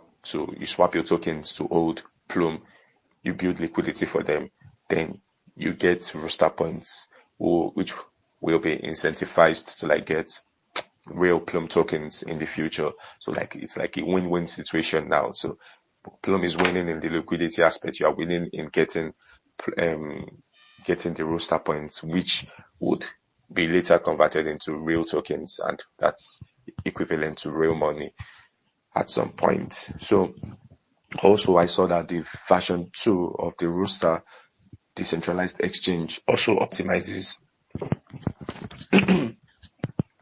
sorry about that. So I also saw that the version 2 also optimizes capital efficiency using an algebra integral version 1.222. So like that's like something that I would have loved the dev to like talk about if they were here, because I really did not understand how like what that's all about, because I think it's more like what the technical team are like working on.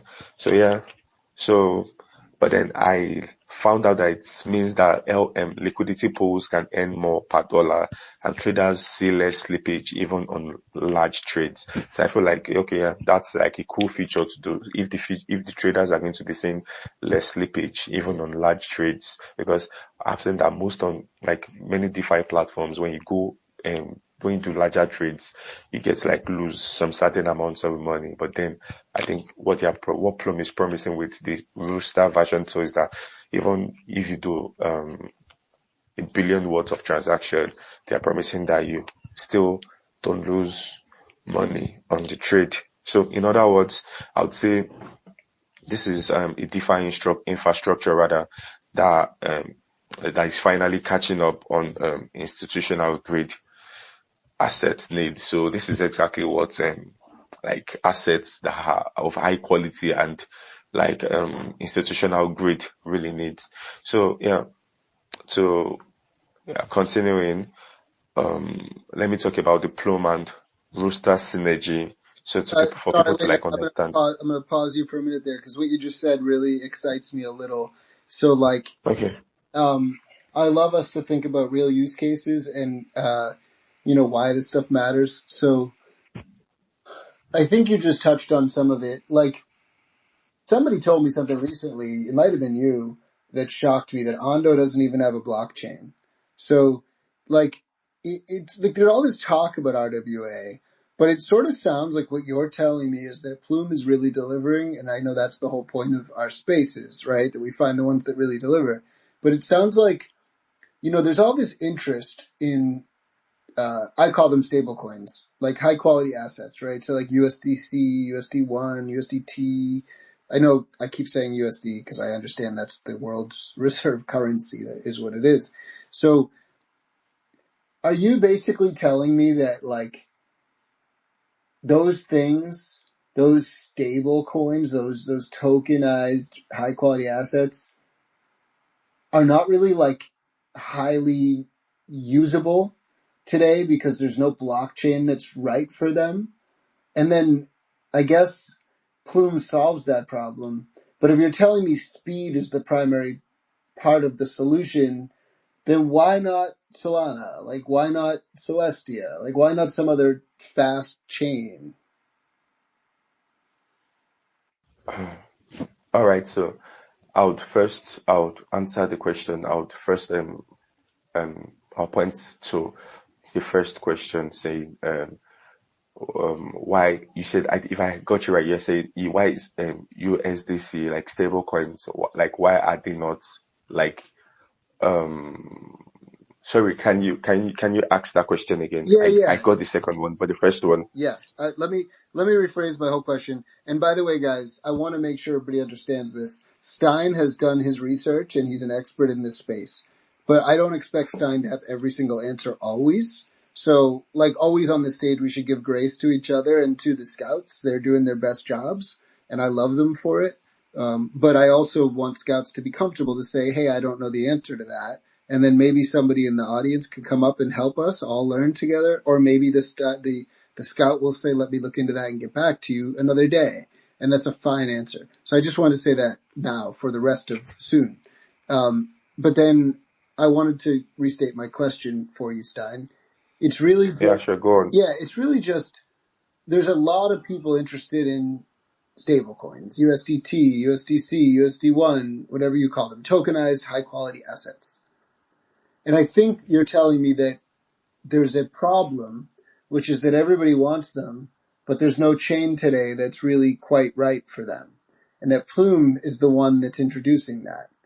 But I want to be honest about it too, because like Solana is a really fast and high performant chain, right? And you can buy USDC on Sol, for example. So is it the case that Plume is like way better than Sol in some way? Or something about it Okay, just yeah. makes it good for RWAs? You know what I mean? Yeah, I think I get your question now. So I think there's like probably you misconstrued what I said at some point. So the first thing is, Plume was not designed to like bring tokenized stable coins on chain. That's not like their goal. Like I said initially, the goal is to bring like real world assets, like real estates, like high quality. I'm not sure they've started looking into cars, but then it's something they can do, like just bring in real life assets on chain. No, so it's nothing to do with like tokenized stable coins at this point right now. So did you get that part? Well, I actually did misunderstand you earlier, but I know Plume also definitely has an interest in tokenized stablecoins. I guess they're all tokenized, but but either way, let's just say a tokenized car, right? Like, I guess I'm trying to wrap my head around why you would need a special chain. And I'm sorry if it feels like you already said it, but I'm going to need you to help me understand it better. Okay. Like if I launch something on Sol, right? Yeah. I own my house, right? I mean, I owe the bank Yeah. some money, Yeah. but let's just say I buy a car and I own a car and then I want to like tokenize it, right? I could, Yeah. Yeah. Sure. I could like somehow, I guess I have to go from the car to my driveway to letting you guys trust that it's really on chain. I feel like that's the hardest part of this. How do I prove that thing you bought is my car? But once it becomes a token with a CA, like it could be traded anywhere, right? So this is where my brain still doesn't make the relationship work. You know what I mean? Oh yeah. Okay, yeah, sure. So I think I said something similar to this earlier on. So I was saying there's a reason why, because I mentioned that Plume is a layer 1 blockchain. Solana is a layer 1 blockchain. Ethereum also is a layer 1 blockchain. But there's a reason why people would not trust Sol or Ethereum to do the job perfectly. So because the reason is, when they were designing Plume or other like layer 1 real world asset focused blockchain, they designed them in a way to like meet the peculiar needs that a real world asset coming on chain would actually require.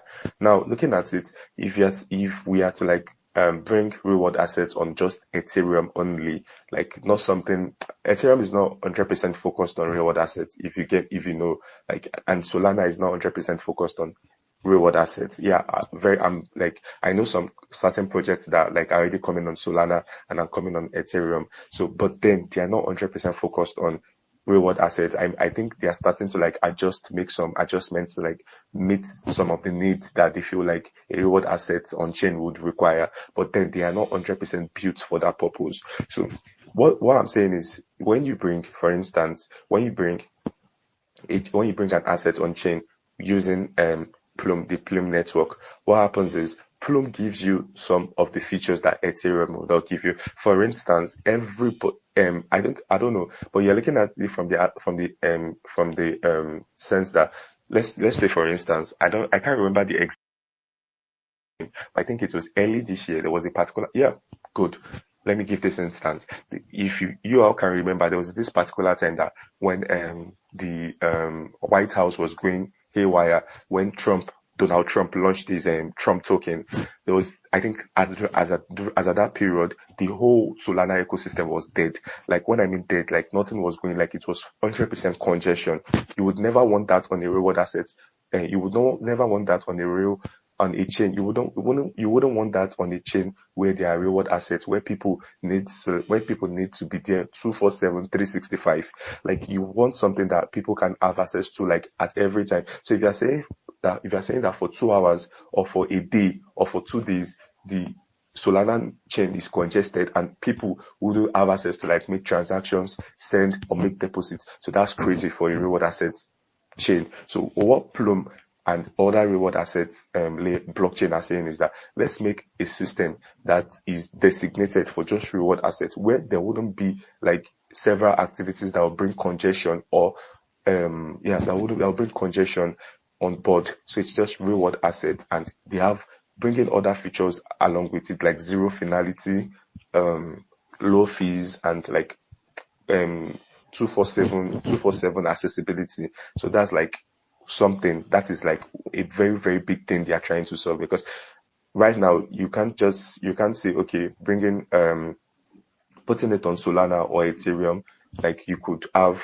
stuffs like what I said initially. So I don't know if that satisfies or like gives you like a right understanding of what I was trying to explain. Yeah, that helps. The main thing I took from that actually directly answers my question is that first of all, yeah, I get it. It's purpose built for RWAs. That means it's probably going to be good at it. I can just like generally trust and assume that, right? Like I know that like Lamborghini is going to be fast just because I know they're good at making fast cars. And that's what they're going to focus on, right? There's certain things you just know, like they focus on making it fast, so it's going to be fast. If they focus on making it about RWA, it's going to be good for it. That I can just kind of generally get. But I also think what you're describing, where it's like not going to be congested with other stuff, is really interesting. So it sounds like maybe they do something where they prevent people from just like randomly creating any type of token they want. Nothing like that comes on chain. You can't just come and say you want to create your own token on a reward asset compliant blockchain. Nothing like, it's just strictly for reward assets and reward assets only. Nothing like a project is coming on board and saying, okay, I want to build on Plum network and it's not related to reward assets. Nothing like that. Okay, sorry. So let me pause you here, because I feel like this is better if we pause a little more and have a dialogue for a second here. So like this is cool. I'm learning so much from you right now. I spend so much time in Solana lately, or ETH or whatever, that I feel like anybody can create a project on chain. But I guess I'm forgetting that all these launch pads in tech and have like Meteor and everything have like made this possible, right? But on Plume, it sounds like it's not possible for some random person to make a new currency on Plume. Is that right? The Plume, I guess, Foundation or whoever, like they actually control what assets can exist on the Plume network. Is that right?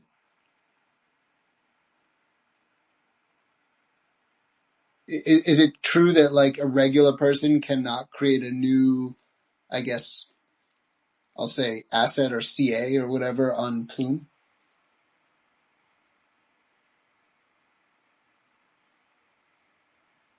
Like I could not create a new token. Is that right? And it's okay if you don't know. Like I said before.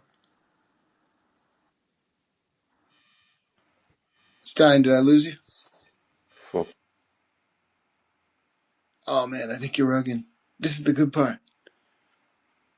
It's all good, really, but I really want to know this. All right, I'm sure we'll get Stein back. This is really interesting to me. Like, I want to know if that's what's happened here. That like, Plume is like managing what can exist on its chain, whereas like Sol basically lets anybody put something on its chain, right? So Stein, you're coming back. I got you. Welcome back to the stage, Stein. You might be able to try to speak again. Yeah. All To your question, yes, I was saying yes, but I think I rogged. I'm not sure you got me. I think your question was, you said, I think you asked that is it going to be possible for like people to come on Plume network to like bring their tokens on Plume network? Is that what you asked? Yeah, like can anybody just create a token or like I can create a new contract on Sol easily because I have tech to do it, right? Are you saying that Plume prevents that and they only allow the ones that they decide to put on the chain? Yeah, 100%. To even make this to bring out the fascinating part of this, even when asset issuers come to them to say, okay, I want to bring, they have to go there and verify those assets. Is this asset really worth bringing on chain? Is it actually what the asset issuer is saying? So they just don't even allow any assets come on chain. They actually bring assets that they know that yes, the asset is actually what's coming on chain. Like it has the quality and the grade required to come on chain. So that's like the fascinating part of That's tokenizing reward fire, man. assets. I had no idea. Like, guys, if you're in the audience and you're laughing at me right now, like, I understand. But I literally didn't know this. Like, I don't know that much with the RWA space. And it's super interesting to me that they're like that careful about what they bring on chain, because that gives me so much more confidence. It's like, you know, I can buy tokenized gold on Solana today, but like I have no idea if it's really backed by gold. Like I see the price tracks with gold, but I don't know if that's really going to change tomorrow and like disappear. I don't know. And same with like, Yeah. same with real dollars. Like the truth is people question whether the United States actually has all the gold that we say we do, right? So like, I don't really know. I never been to Fort Knox to actually see the gold. I can't get in. And so you're saying Plume basically creates the transparency or the confidence for us that if we buy gold on chain, we're really getting it, or USD1 or whatever. Yeah. Yeah. Yeah. 100%. Very cool. I like this, man. All right.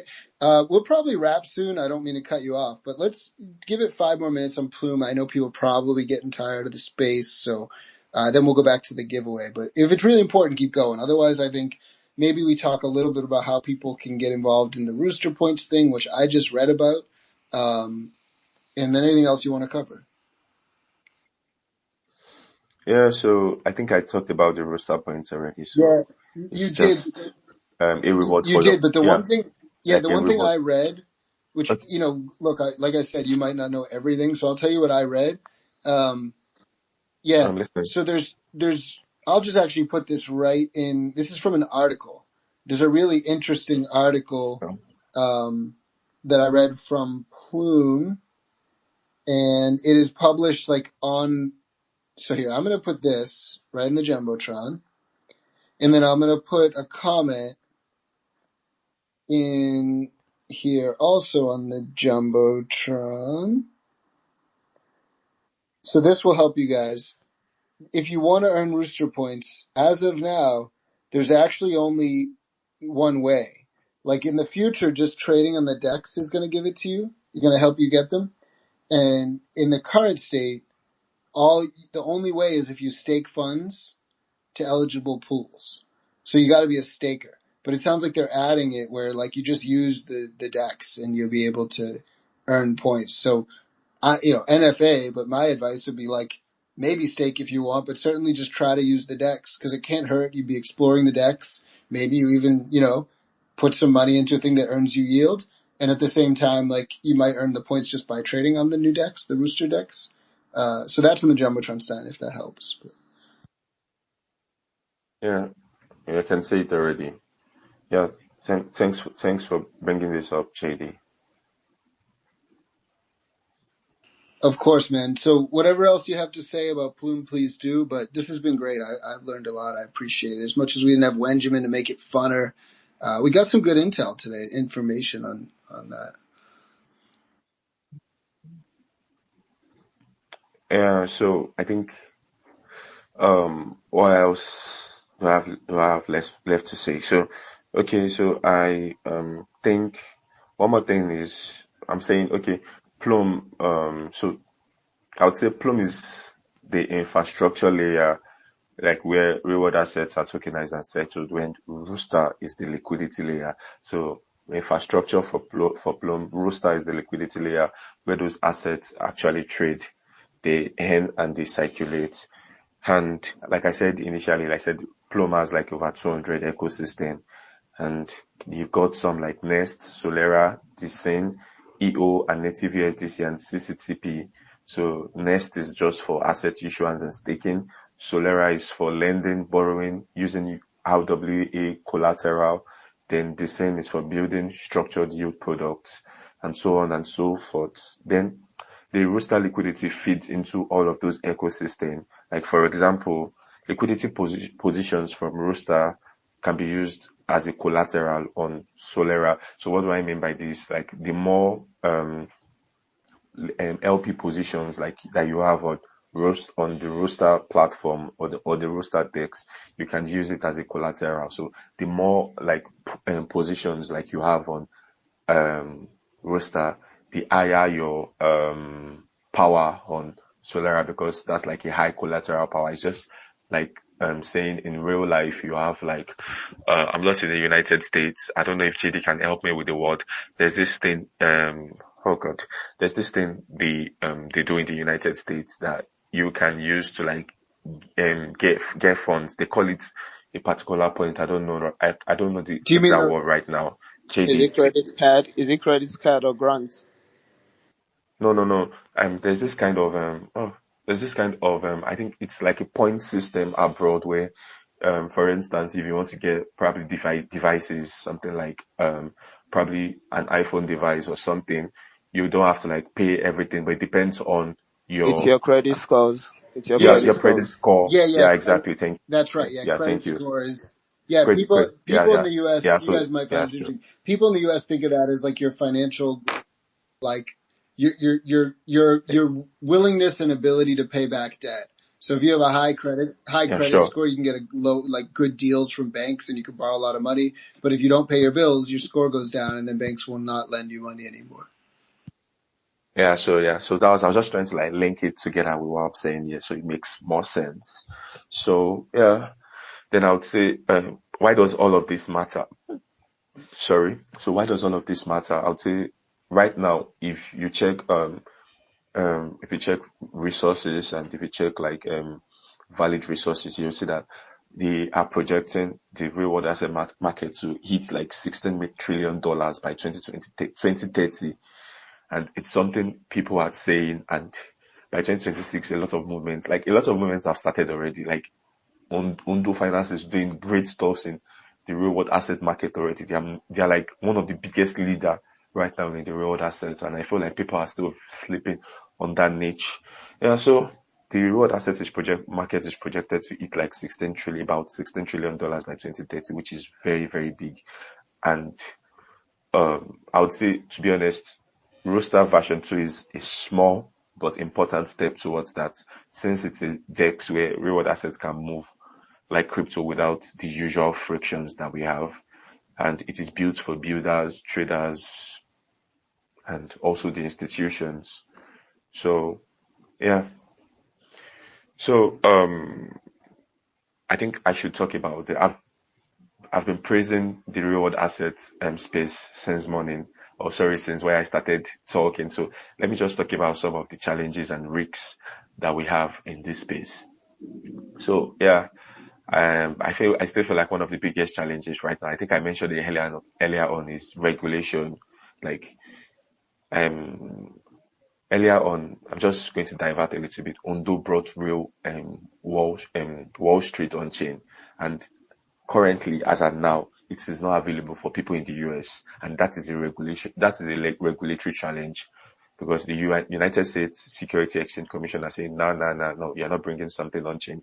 And I think it's more. I feel like real world assets is something that happens like within the big leaders, and it's something that is happening in real life that is now coming on chain, because you have to speak, you have to talk to people. And I feel like the reason why World Chain is not coming on chain, is not available for people in the US, is because of the big leaders in Wall Street are saying no, they don't want it to go on chain yet in the United States. So it's a whole lot of like in real life activity before it happens. It's not just like something happening out of the blue. There has to like be like professional sittings before most of these things are carried out in real world assets. So I mentioned regulation, liquidity as well. There's not a lot of liquidity right now, because real world assets don't trade like meme coins, to be honest. Activity takes a lot of time. And composability as well. So that's like when you're talking about using liquidity pool tokens as collateral. So I feel like it adds a little bit of complexity to the whole stuff. So yeah, so basically the three big challenges for me are regulation, liquidity, and the risks from composability. So yeah, but then in all, I feel like Plum's angle is being proactive about compliance, then securing Security Exchange Commission registration, and working with legit asset managers, like I mentioned. You just can't bring shitty assets on chain. Nobody's going to allow you. You can't just say, I want to bring my rusty chain or my rusty wristwatch or my rusty Rolex on chain. Nobody's going to collect that from you. You're going back to your house. So that's the way it works here. So yeah. All right. So I don't know if I can ask questions from people listening in the house. Yeah, absolutely. JD, I would love that. But before you do that, TK, welcome back to the stage. If you want to talk, please do. But I also put in the Jumbotron your comment, which was a question about Plume. Yeah, am I audible now? Yes, we can hear you. Yeah. So, I've been amazing space. Thank you very much for having us. I know normally, the Plume token trading. There was a time that I saw that they included, partnership with Clearpool, for Credit Vault, Mastercard, and the Mastercard Start program. Yeah. So, do you plan on, having all these types of how can I put it? This event, so that you can onboard users and reward asset environment. Do you plan on having a lot of partnerships such as the Mastercard? So it's interesting, your question. I think you might misunderstand our role in this whole thing. So let me summarize for those who don't know. If I understood your question right, you're asking if we would do some partnership with MasterCard for Plume. Is that what you're asking? Yes. For the startup, Yeah. So let me, yes. JD, sorry about that. I think let me just make this a little bit brief because I can see the space is actually No, prolonging a sorry, lot. Riz. So TK, Sorry, Riz. No, stop, please. Don't interrupt me. I got it. So TK, I just want to say, and by all means, Riz, come in right after me if you want, but, we are not here, like, we don't actually work for Plume. We are not affiliated with Plume, right? And that might surprise you. So what Soon does is we go out and find the crypto projects that we believe are really delivering things that are reliable and worth people knowing about. And then we host weekly spaces where we talk about those things. And Stein and Riz are both two of our alpha scouts. And so their job, literally their job, right? They're paid by Soon to go find information like this in a not biased way and just share these stories. And so what you're hearing now is an expert tell us about Plume for our information. That's what Soon does. And we're backed by a token, the Soon token. And so we use the Soon token to govern our business. But our business is to tell you about this stuff. We actually do not work for Plume. Does that help? Yeah, absolutely. That helps a lot. Great. All right. And then Stein, if you do want to talk about what's in the Jumbotron, please feel free. But I do agree with Riz. This space has gone very long and I want to respect people's time. So let's give it a couple more minutes on Plume and then we'll get back to Riz, finish the giveaway, and then everybody goes back to their Saturday night plans. Yeah, I think you did justice to the question in the question on the Jumbotron. So yeah, I think the only right person to answer the question on the Jumbotron is the Plum team themselves and not me. Yeah, so I think you did justice to the All right, question. great. So last thing I'll say on that, and then we go to Riz. TK, welcome. Appreciate having you here. Anybody who's here who believes in what we're doing, I genuinely appreciate you. Okay. And I'm going to put the Soon CA in the Jumbotron just so people know where to find it and buy it. If you want to support us, I appreciate that. I'll just use this post that happens to have the CA in it so you guys can find it. So if you do believe in what we're doing and you want to support us, I'd appreciate you doing one of these things or all of them. Buy the token, right? And then just vibe with us. Be here, follow Soon, follow Wenjamin, who you can find through our socials. We'll get him to you if he's not in the Jumbotron. I think he is. I'm JD. I'm the dev of Soon, right? And within the Soon community, just be there, be active, come to Telegram, support us, help our raids. All those things are really helpful. Buy the token, etc. But the thing that's really valuable to your exact question, TK, is if we can get these devs to actually come to our space. So when we do raids, the way we do it is, occasionally we do typical raids. But let's say, for example, we wanted to get Crypto Fight Club on our stage. Happens to be here. I bet I could just say, will you please come on the stage? They probably would. But like, if let's say that was a dev we really wanted to get on the stage, right? We would find when they do a release. We would show up in their timeline on their post and rate it and celebrate their release. We have animations that we use and we make noise. And then I DM the dev. I would DM Crypto Fight Club and say, hey man, we're excited about your new release and we're going to talk about it on Saturday. Would you be interested in joining us on stage to share your information? So far, no dev has said yes, but this is only our second time doing this. So what we're going to do is end up bringing some of these devs on, and in the future, we might have Plume here with us to answer that question, TK. Today, it's only our second week doing this. We're still building everything out, building the team, and for that reason, we don't have them. But in the future, I do expect to have devs here to answer questions. But let's go right to Riz and finish the giveaway because I know people want to get to their Saturday night. Yeah, sorry, JB. Riz, before you go on, can Oh I yeah, can I man. say something like yeah, sure. So what I want to say, it's just like something to like round this off. And can I say I borrow $10 from your giveaway for someone on the space, like to answer a question? I'll just throw a question, then anyone that answers the question gets like a chunk of the giveaway, like let's say $100. Are you fine? Are you cool with that? Not really, Stan, because I actually made a comment earlier while doing the giveaway. I said I was going to keep checking on the space. People are actually interacting, spamming, and all. So Oh, I had actually picked okay. some people on the Jumbotron. No, Uh, with, but hold up. I'm sorry, but I'm the one paying for the giveaway, and I think if people are like paying attention to Stein's presentation and they answer a question, that sounds like the kind of person that deserves part of the winning. all Like right, unless you've already promised it to people and told them who they are, I don't see why we wouldn't do that. Uh, bullish as well. That's a very, very good suggestion. Yeah, okay. So I think I had actually checked the people that were actually interacting. I mean, I could see Bose. Bose was on the speaker panel. I didn't know probably if it got rocked. So it's part of that. I think I'm going to pick two more. Then Stein is going to ask his question for the lucky winner. I can see Abib as well. Abib as well. I saw him spam him as well. Yeah, so Abib, big congratulations to you. And who will be our last lucky winner before Stein's go? Okay. Let's see. Okay, I can see El Galat. Yeah, I can see El Galat as well.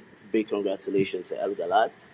Yeah, so I think that's all, man. That's all. So Stein, you can actually ask the question, and may the lucky winner actually win. Thank you for the opportunity, Riz. I really appreciate that. So, to the people in the listener section, so let's do this. So I'll just ask a question, and the person that answers the question gets the last part of the giveaway. So I'll be asking, like, I said something on rooster points, so who can just give like a brief like explanation on what rooster points are, and yeah, you get paid for that, like you get a part of the giveaway for answering that question. Anyone? Yeah, can I answer this? Yeah, sure. You Go ahead. know, roster points, I believe, is a turning point. Normally when the graph normally disengaged, then the turning point. That's what I know, which refers to the roster point. Sorry, I did not get that. But am I the one rocking, or was it audible enough? That audible, but I couldn't fully understand the answer. Try it again, TK. I can hear him too, so I can help. Go ahead, TK. What's a rooster point?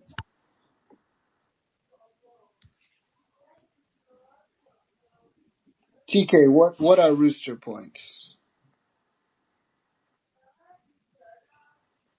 We'll take a simple answer, guys. Anybody who's paying attention knows something about rooster points. Grab a mic. Or you, TK.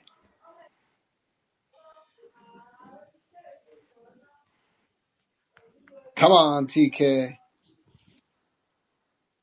All right, anybody else in the audience who wants to give this a shot? Do you know what rooster points are? Yeah, I'm audible now. Sorry, it's like I dropped earlier. Yes, you're good. Go ahead. What is a rooster point? Yeah, it's I believe it's a core reward mechanism, within the side of form. It's I know this decentralized social platform. Normally, it's just the core reward mechanism. That's what it's refers to as the rooster point. On what network? Yeah. And the USDC. On what chain? What blockchain are we talking about? On the I think this will be on the base blockchain. No, that's not right. TK, that's not right. Yeah, you did mention some of the keywords, like it's a reward mechanism, but then that's not the network. That's not the network. All right. So it's on the Plume network. But I appreciate you being up here, TK. So, it was a good answer. It was pretty good. I don't know. What are we going to do with that, Riz? I appreciate TK for gracing the stage. Sort of feel like it was Stein, what do you think? It was like a halfway good answer, right? He got the rewards part, missed the network. I don't know. What do you think? Yeah, but the network, but then like for him to be able to identify that it's a reward mechanism, so I think that's cool enough. I think so. Or what do you Let's think? hook TK up. Yeah, let's Yeah, hook TK up. I mean, look, I yeah, appreciate it. man, He actually had the courage, and also he has an in depth about the project. So let's just take it. Let's hook it up to TK. Yeah, but I have to check if TK had actually done all the attacks. Then I'm going to pin it up. Just drum roll. Let's see. TK, just look at the Jumbotron. If you didn't do it, you'd have to hurry up, but you still can. There's a post in the Jumbotron that says, you might as well do it. You're a guaranteed winner at this point. All the way earlier in the Jumbotron, way over, is a post from Riz. It says, big news alert. I'll post it one more time in the Jumbotron so everybody sees. Yeah. So Yeah, and you can do that stuff if you didn't yet. congratulations. Yeah. Congratulations to TK. Actually did it. Yeah, congratulations. Congratulations, TK. That's fire. All right, so whoever won today, if you did not already provide your soul address, make sure you get it to Riz, and Riz, you can get them all to me, and we'll make sure everybody gets paid there soon. Look, I do not sell shame, okay? If you win and you sell your soon, that is okay. Please, no one feel bad. No wallet chasing. People have bills to pay. If you won $10 worth of soon, and that's going to feed you tonight, go fucking eat, okay? Internet money is not more important than food. But if you hold your soon, I respect that too. I love you all. I don't have much else to say. Anything else from the speaker panel? Closing remarks? Yeah. Can you hear me, JD? I think I'm logging again. No, we can hear you. Okay. Yeah, so I wanted to say, like, I might need to, like, leave right now. I need to pick something up at the pharmacy. I told you I was having a cold the other time, so I need to pick something up at the pharmacy. Go ahead, man. You did great today. Appreciate you. This Chad did that while he was sick. Round of motherfucking applause for Stein. Let's go. Please throw the emojis up for the man who decided to get on stage and bless us with all his information. The man who took his time this week to give you all of this information and to research these projects and to find them. I truly appreciate you, Stein. You're a Chad, and you're the first of many to grace this stage. Riz is going to be looking for Alpha. He's going to share more information with us next week. And we're still hiring Alpha Scouts. The application's on the Soon page. If you're interested, apply within.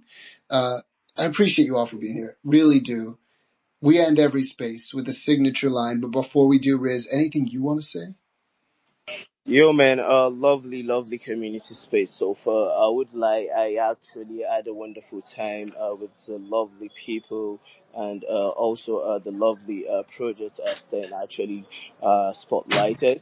Yeah, quite bullish on that, and yeah, I think this actually a beginning of a lot of great things coming from the Alpha Scouts. Yeah, a lot of people should be aware that we, the Alpha Scouts, we're here to actually bring you guys legit and devs that actually proven themselves over time, and projects as well that has actually proven themselves over time.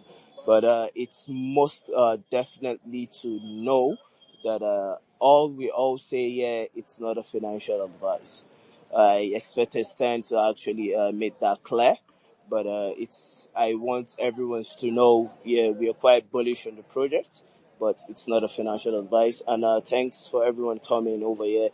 Congratulations to all the winners. We hope to see you guys being active in our TG, in our X accounts. A like, a retweet wouldn't actually hurt. Yeah, and you know what? They say community is your greatest utility.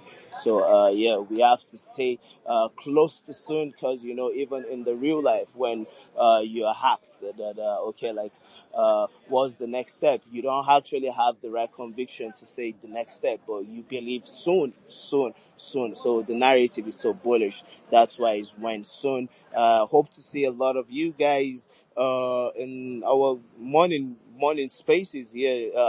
JD actually is a very big grinder. He actually hosts morning spaces where we talk about alphas, talk about Web3, talk about real life. He's quite bullish on football and all the stuff. So yeah, you guys come and chill with the Moon community. We are always welcome to everyone.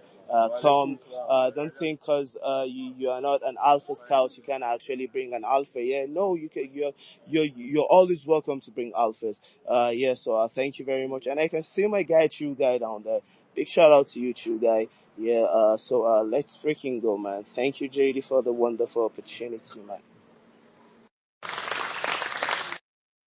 Absolutely. It's my pleasure, man. And yes, shout out to you, Chill Guy Grinds for this project. What a Chad. Yeah, good community, man. I love the Soon family. It grows every day, and appreciate all of you. And I'm also glad that you said what you said, Riz. It's on me, actually. I should have done that at the beginning. We are not giving like financial advice. We're not telling you about entries. We're not telling you what to buy or when. We're talking tech. We're sharing stories about devs that deliver. That's our goal. That's what we do.